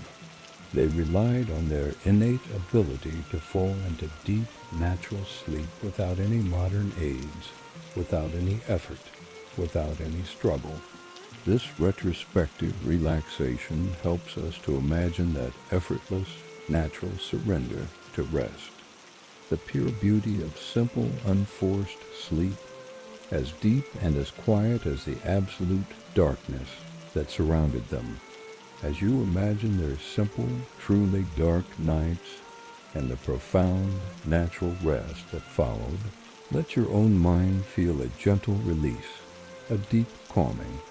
This beautiful simplicity brings us closer to understanding medieval sleep in its purest form. Now, as this quiet truth settles, prepare for our next surprising discovery. Because the bed was not just for sleeping in the medieval world. It held a much larger, more central role in their daily lives. You see, in those times, the bed was often the most expensive and prized possession in a household. It wasn't just a place to rest your head at night. Oh no, it was so much more. Picture this, a massive, ornate wooden frame, intricately carved with scenes from mythology or religious stories. Thick, luxurious curtains hanging from all sides, creating a little room within a room. This wasn't just for privacy or warmth, though those were certainly benefits. No, these bed curtains were a status symbol, a way to show off your wealth and taste to visitors. And visitors there would be, because the medieval bed wasn't just for sleeping. It was the centerpiece of social life within the home. Imagine hosting your friends not in a living room or dining room, but gathered around your bed, perched on its edges or lounging against its pillows. Important business deals might be struck there, letters written, meals eaten, and yes, even babies born and the sick tended to. For the wealthy, the bed was a stage, a place to receive guests in the morning or evening, dressed in their finest night clothes. It was a symbol of authority, with the head of the household holding court from their elevated position on the mattress. Can you picture a noble lord propped up on pillows, discussing the day's affairs with his steward while servants bustle about, bringing breakfast or helping him dress? But it wasn't just the rich who saw their beds as multi-purpose furniture. Even in humble peasant homes, the bed was often the only piece of furniture, besides a table and a few stools. It might be shared by the entire family, with parents and children all piled in together for warmth and comfort. During the day, it could serve as a workbench, a place to mend clothes or craft small items. The bed was also a place of vulnerability and intimacy beyond just sleep and sex. It's where people were born, where they died, where they weathered illnesses and recovered from injuries. The bed was where you were at your most human, stripped of the layers of clothing and social expectations that governed daytime life. And let's not forget the spiritual aspect. The bed was where many people said their nightly prayers, perhaps kneeling beside it or sitting up among the blankets. It's where they might have their most profound religious experiences, from vivid dreams interpreted as divine messages to deathbed visions of the afterlife. So the next time you crawl into your own bed, take a moment to appreciate how different your relationship with it is compared to your medieval ancestors. Your bed is likely a private space used almost exclusively for sleep and intimacy. You probably don't entertain guests there or use it as your primary workspace, but perhaps there's something we can learn from this medieval approach to the bed. Maybe we've lost something by relegating our beds to such a narrow purpose. Could we benefit from seeing our sleeping spaces as more central to our lives, as places of rest, but also of connection, creativity and contemplation. As we drift off to sleep tonight, let's ponder these questions. Let's imagine the weight of history pressing down on us, the countless generations who have sought rest and comfort in their beds just as we do now. And maybe, just maybe, we'll find a deeper appreciation for this simple piece of furniture that has been so central to human experience for centuries. The bed was not just for sleeping. Now, let's ease into the next part of our journey through medieval life.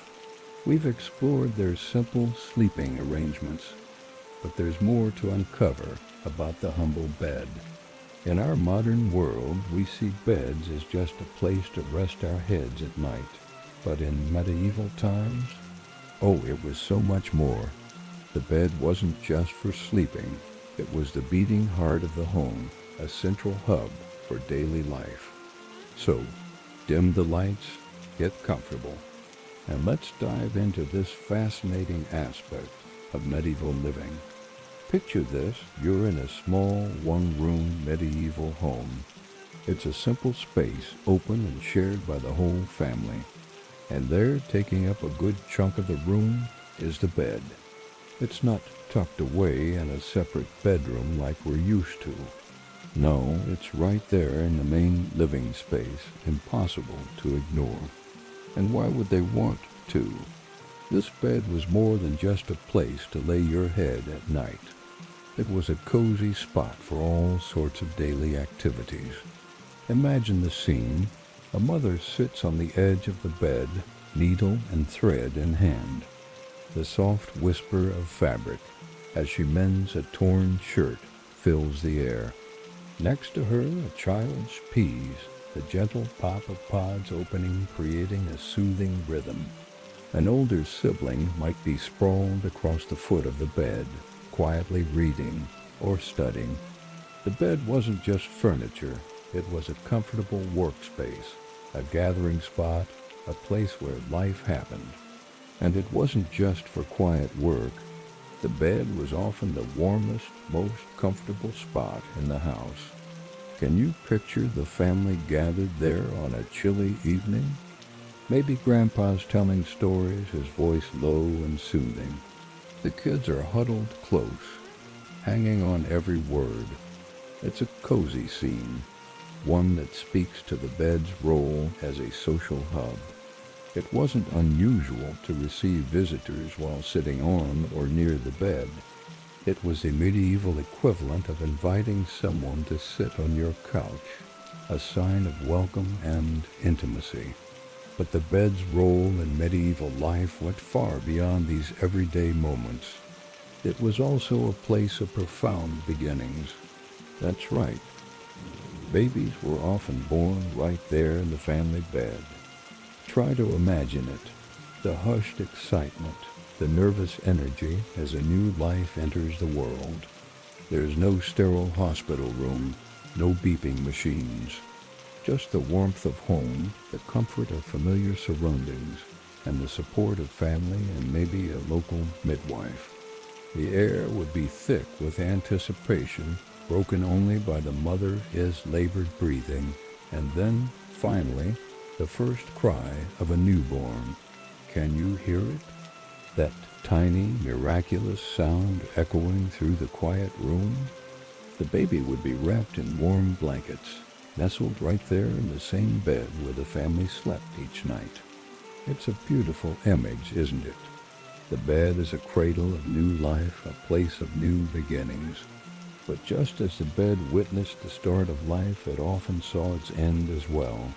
In medieval times, people frequently passed away in their own beds, surrounded by loved ones.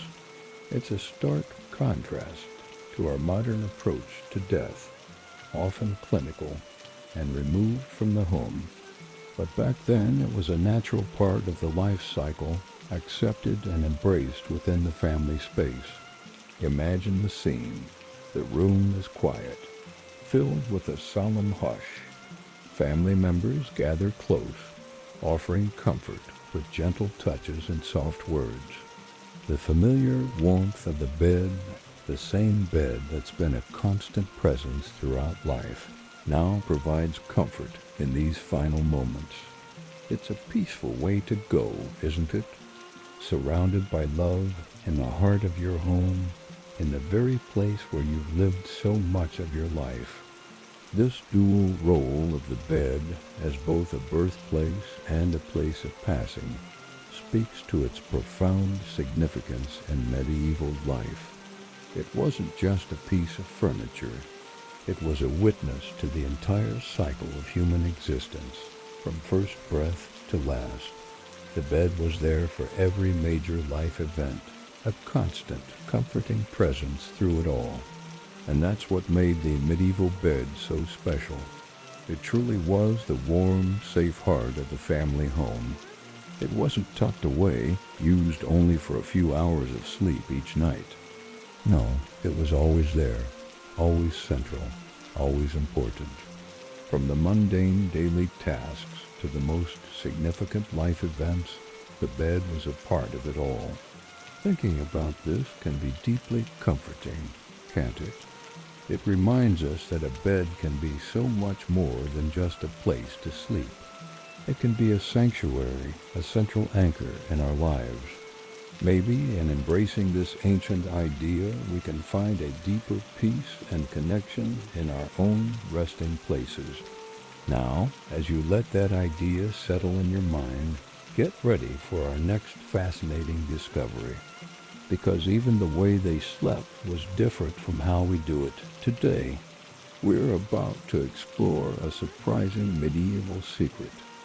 They often slept in two distinct parts. Picture this.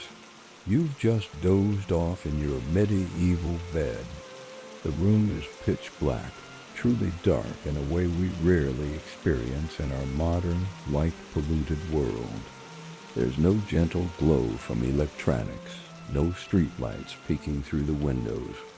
Just pure, enveloping darkness. The only sounds are the soft breathing of your family members and maybe the occasional rustle of the straw mattress as someone shifts in their sleep. But here's where things get interesting. After a few hours of deep sleep, you wake up, not because of a noisy neighbor or a blaring alarm, but because that's just how sleep worked back then. This wasn't insomnia or a sleep disorder. It was normal, expected even. Welcome to the world of biphasic sleep, or as it was sometimes called, first sleep and second sleep. Can you imagine waking up in the middle of the night, not with frustration, but with a sense of calm acceptance? This wasn't a disruption to their sleep pattern. It was their sleep pattern. People would often use this time of wakefulness for all sorts of activities. Some might pray or meditate, finding peace in the quiet hours of the night. Others might use the time for quiet conversation with their bed partners, sharing thoughts and dreams in hushed tones. For some, this middle-of-the-night waking was a time for creativity. In the soft glow of candlelight or the moon, they might write, draw, or work on crafts.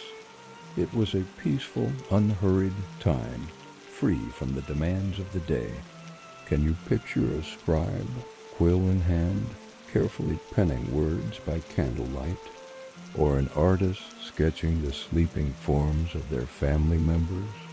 This period between sleeps wasn't always spent in bed, either. Some people would get up and visit neighbors. Imagine stepping out into the cool night air, the world hushed, and still as you make your way to a friend's house for a quiet chat or a shared drink.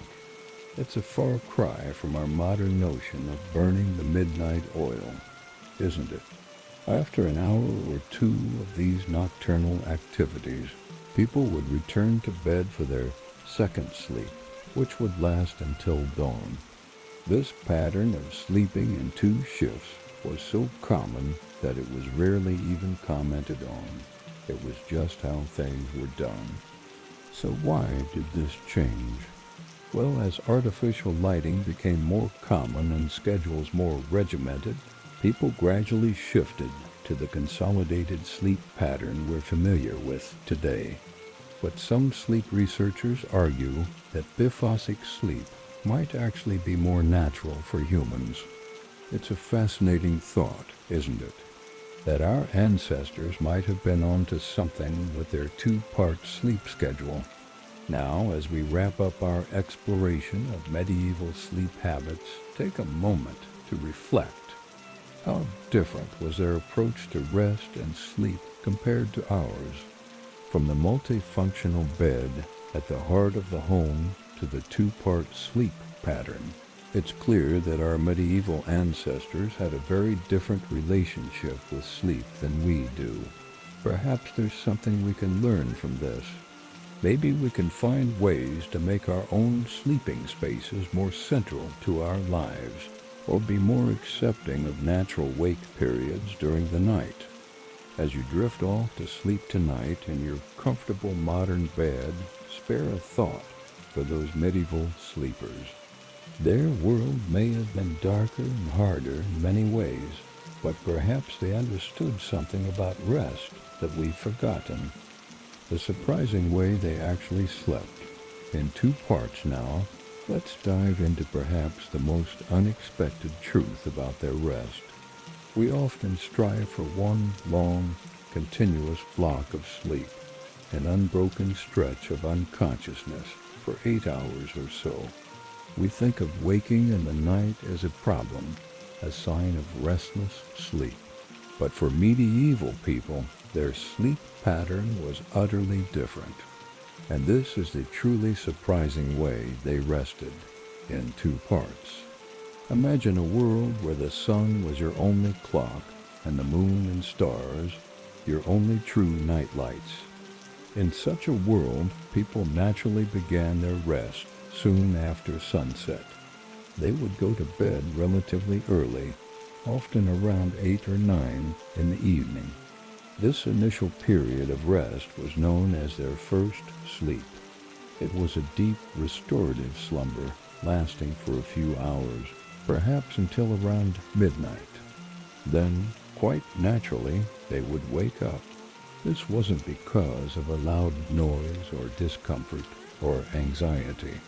It was simply the natural rhythm of their bodies, attuned to the diminishing light of the day and the increasing darkness of the night. Imagine waking gently, not with a jolt, but with a quiet awareness of the stillness around you. The world outside was in profound darkness, and inside, only the very last embers of the fire might offer a faint orange glow. This natural awakening after a first sleep was common, expected, and deeply understood. This period of wakefulness between sleeps was not seen as a disturbance, but as a natural interval, sometimes called the watch.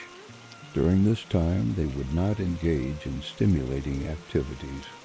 Instead, after some quiet time, they would have a second sleep until morning. What did they do during this quiet interlude? Imagine a peasant family gently stirring. Perhaps someone would quietly tend to the dying embers of the fire, adding a small log to ensure warmth without creating too much light or smoke. There might be quiet conversation, a shared moment between family members, perhaps a hushed talk about the day past or the hopes for the day to come.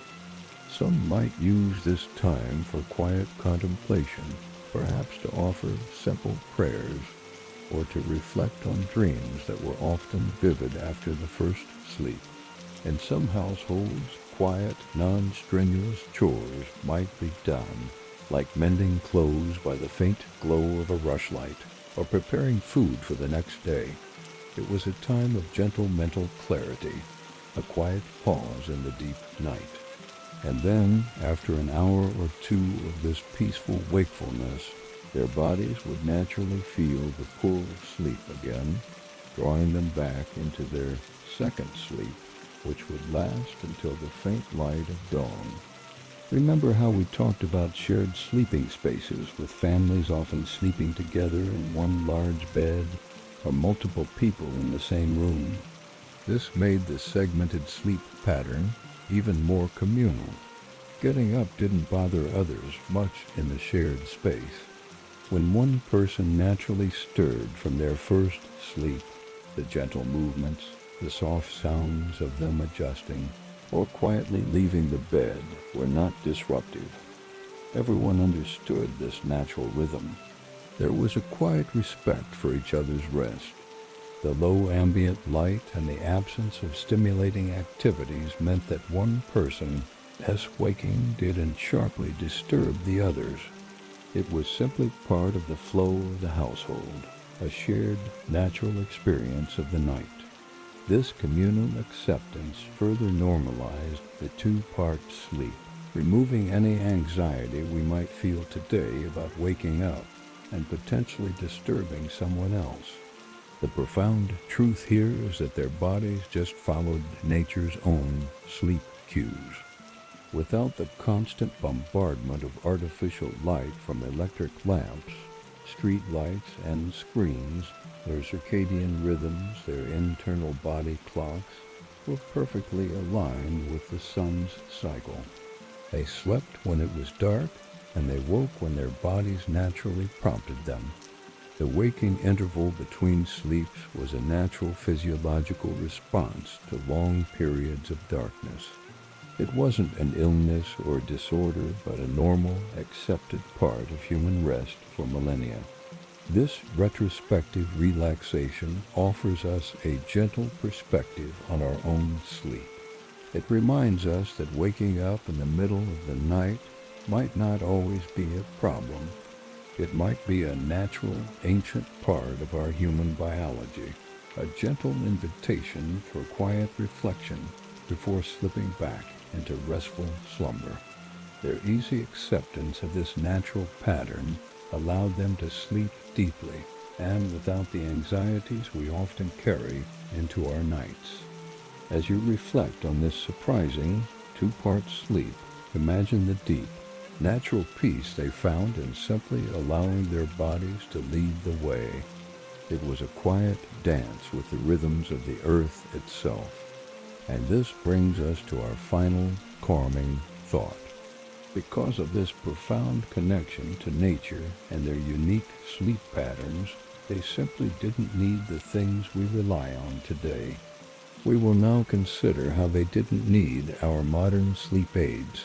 In our modern world, we're surrounded by an array of sleep aids and gadgets. White noise machines, blackout curtains, memory foam pillows, and sleep tracking apps are just a few of the tools we use to chase that elusive perfect night-esque sleep. But our medieval ancestors, they didn't need any of this.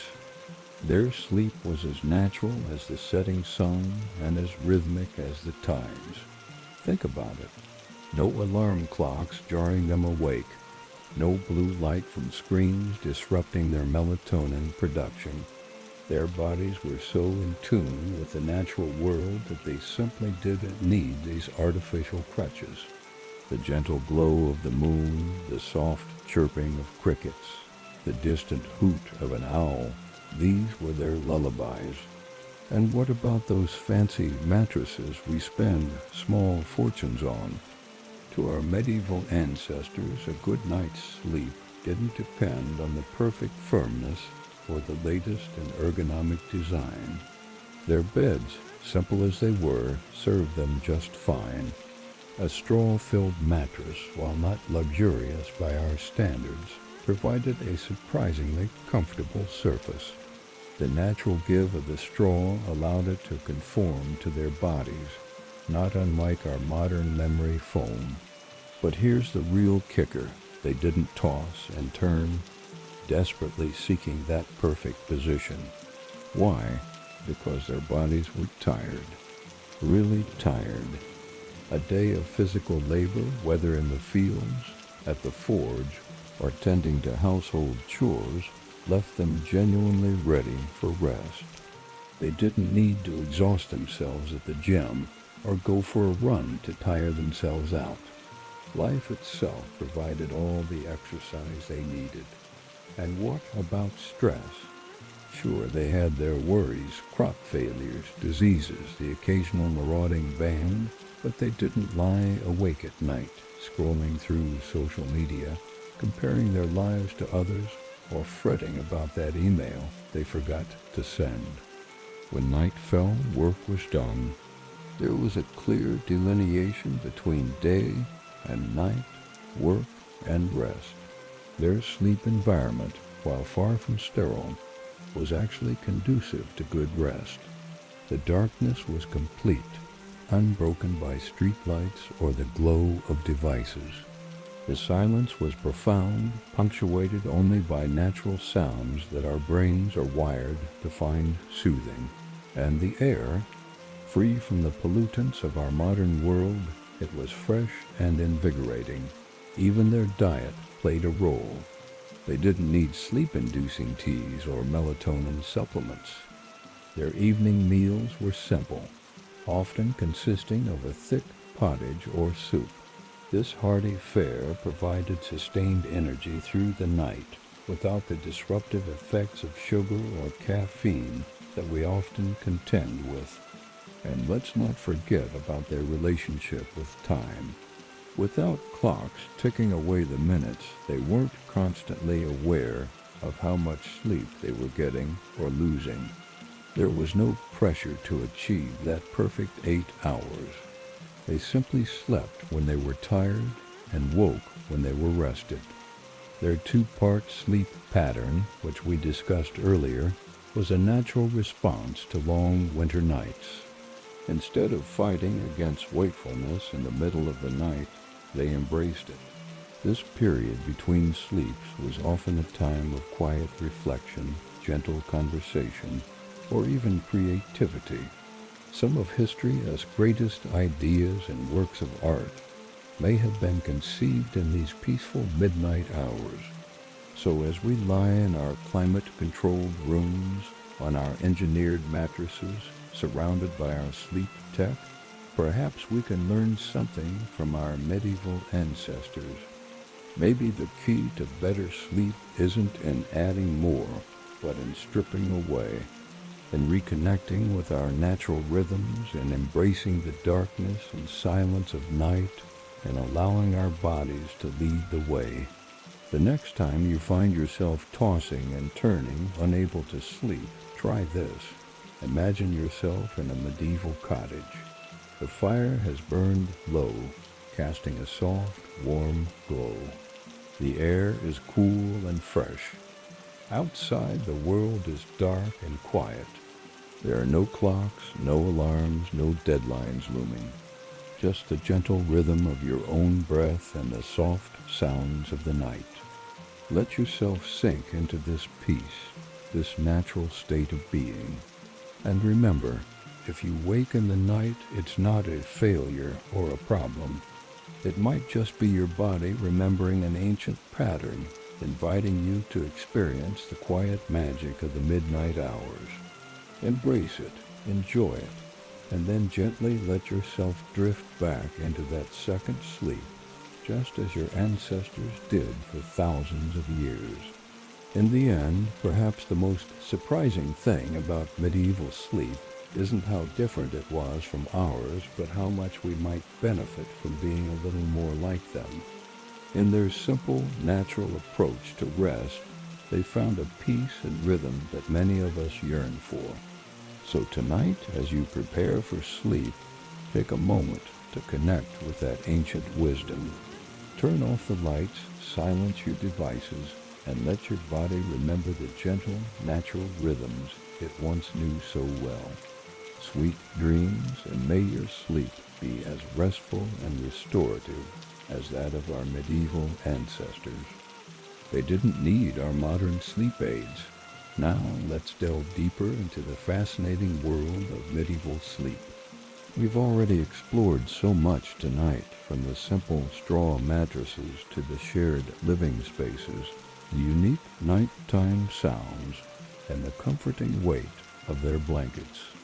We've uncovered the surprising rhythm of their 2-part sleep and understood how their beds were central to every aspect of life. But there's one more beautiful truth we need to consider, my friends. It's a simple fact that might just change how you think about your own sleep habits. You see, for medieval people with their lives so deeply intertwined with nature, there's one undeniable reality. They didn't need our modern sleep aids. Just let that sink in for a moment. In our world today, when sleep becomes elusive, when our minds race, or our bodies feel restless, what do? We reach for solutions, don't we? Maybe it's a sleeping pill, carefully designed in a lab to gently push us into slumber. Or perhaps it's a calming herbal tea, specifically blended with ingredients meant to relax the mind and body. We have entire industries, vast shelves filled with products, all dedicated to helping us find that elusive rest. But in the medieval world, such things simply didn't exist in the way we understand them. There were no sleeping pills or specific calming teas prescribed for insomnia. Why?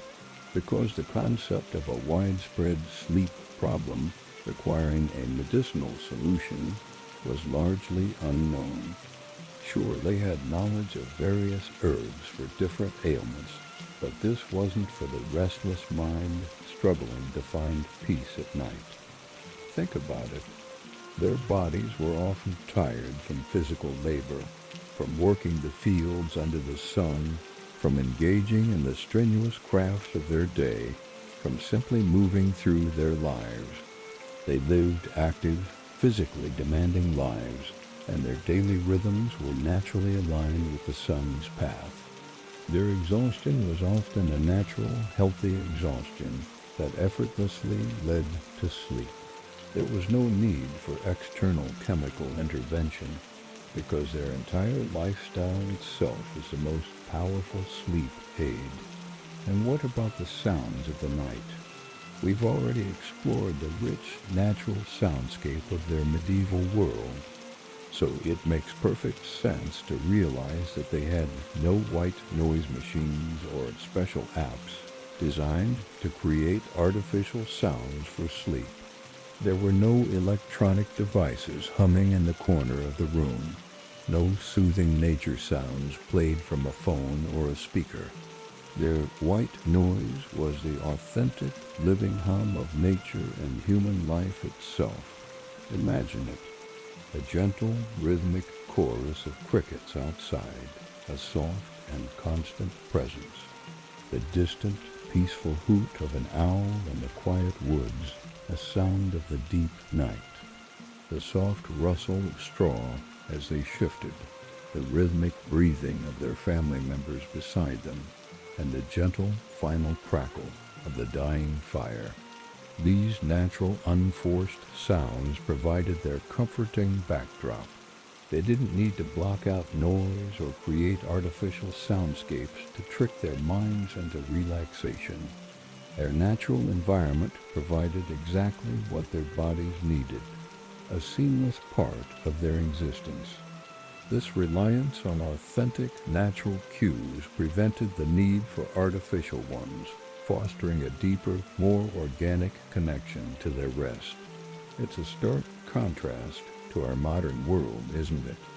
Where we often find ourselves trying to recreate these natural sounds to bring a bit of that medieval peace into our bustling, tech-filled bedrooms.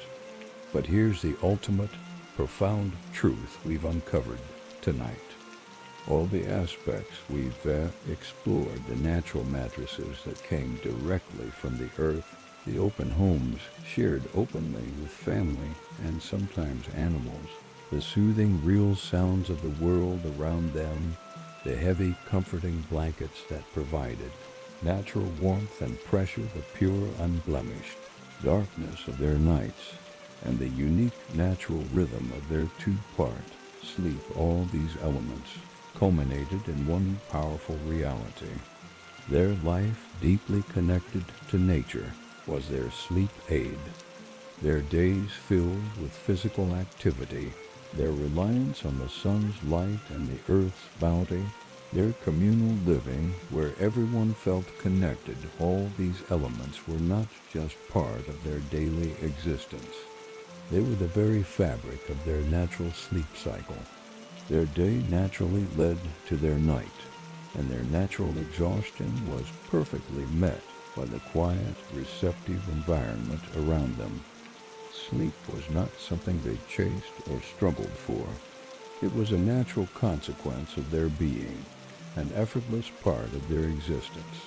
So what can we take from these ancient truths? What quiet wisdom can we draw from their way of life? This simple understanding from the past can quietly, gently help us find our own calm in our bustling modern lives. We may not live in medieval cottages, but we can learn to appreciate the profound quiet that comes from reducing artificial light before bed. We can seek out natural sounds or simply allow the gentle silence of our own homes to settle in. We can embrace the comforting weight of our blankets. We can learn to let go of the anxiety that sometimes surrounds our sleep, understanding that deep rest is a natural process, not something we have to force or fight for. We can reflect on the beauty of simplicity, on the power of connection to the natural world. As our journey together through medieval sleep comes to its quiet end, allow these peaceful historical echoes to softly settle in your mind. There is no need to remember every single detail. Just let the feeling of peace, the gentle wisdom of a simpler time, softly wash over you.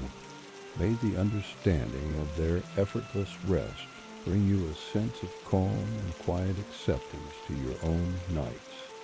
Tonight, as you prepare for your own sleep, know that deep natural rest is a timeless gift. It's not about recreating every aspect of medieval life that's neither possible nor necessary, but we can take small steps to reconnect with some of these timeless truths. Maybe it's opening a window to let in the natural night sounds. Perhaps it's dimming the lights a bit earlier, allowing your body to naturally wind down. Or it could be as simple as taking a moment to appreciate the comfort of your bed, to feel grateful for the rest that's about to come.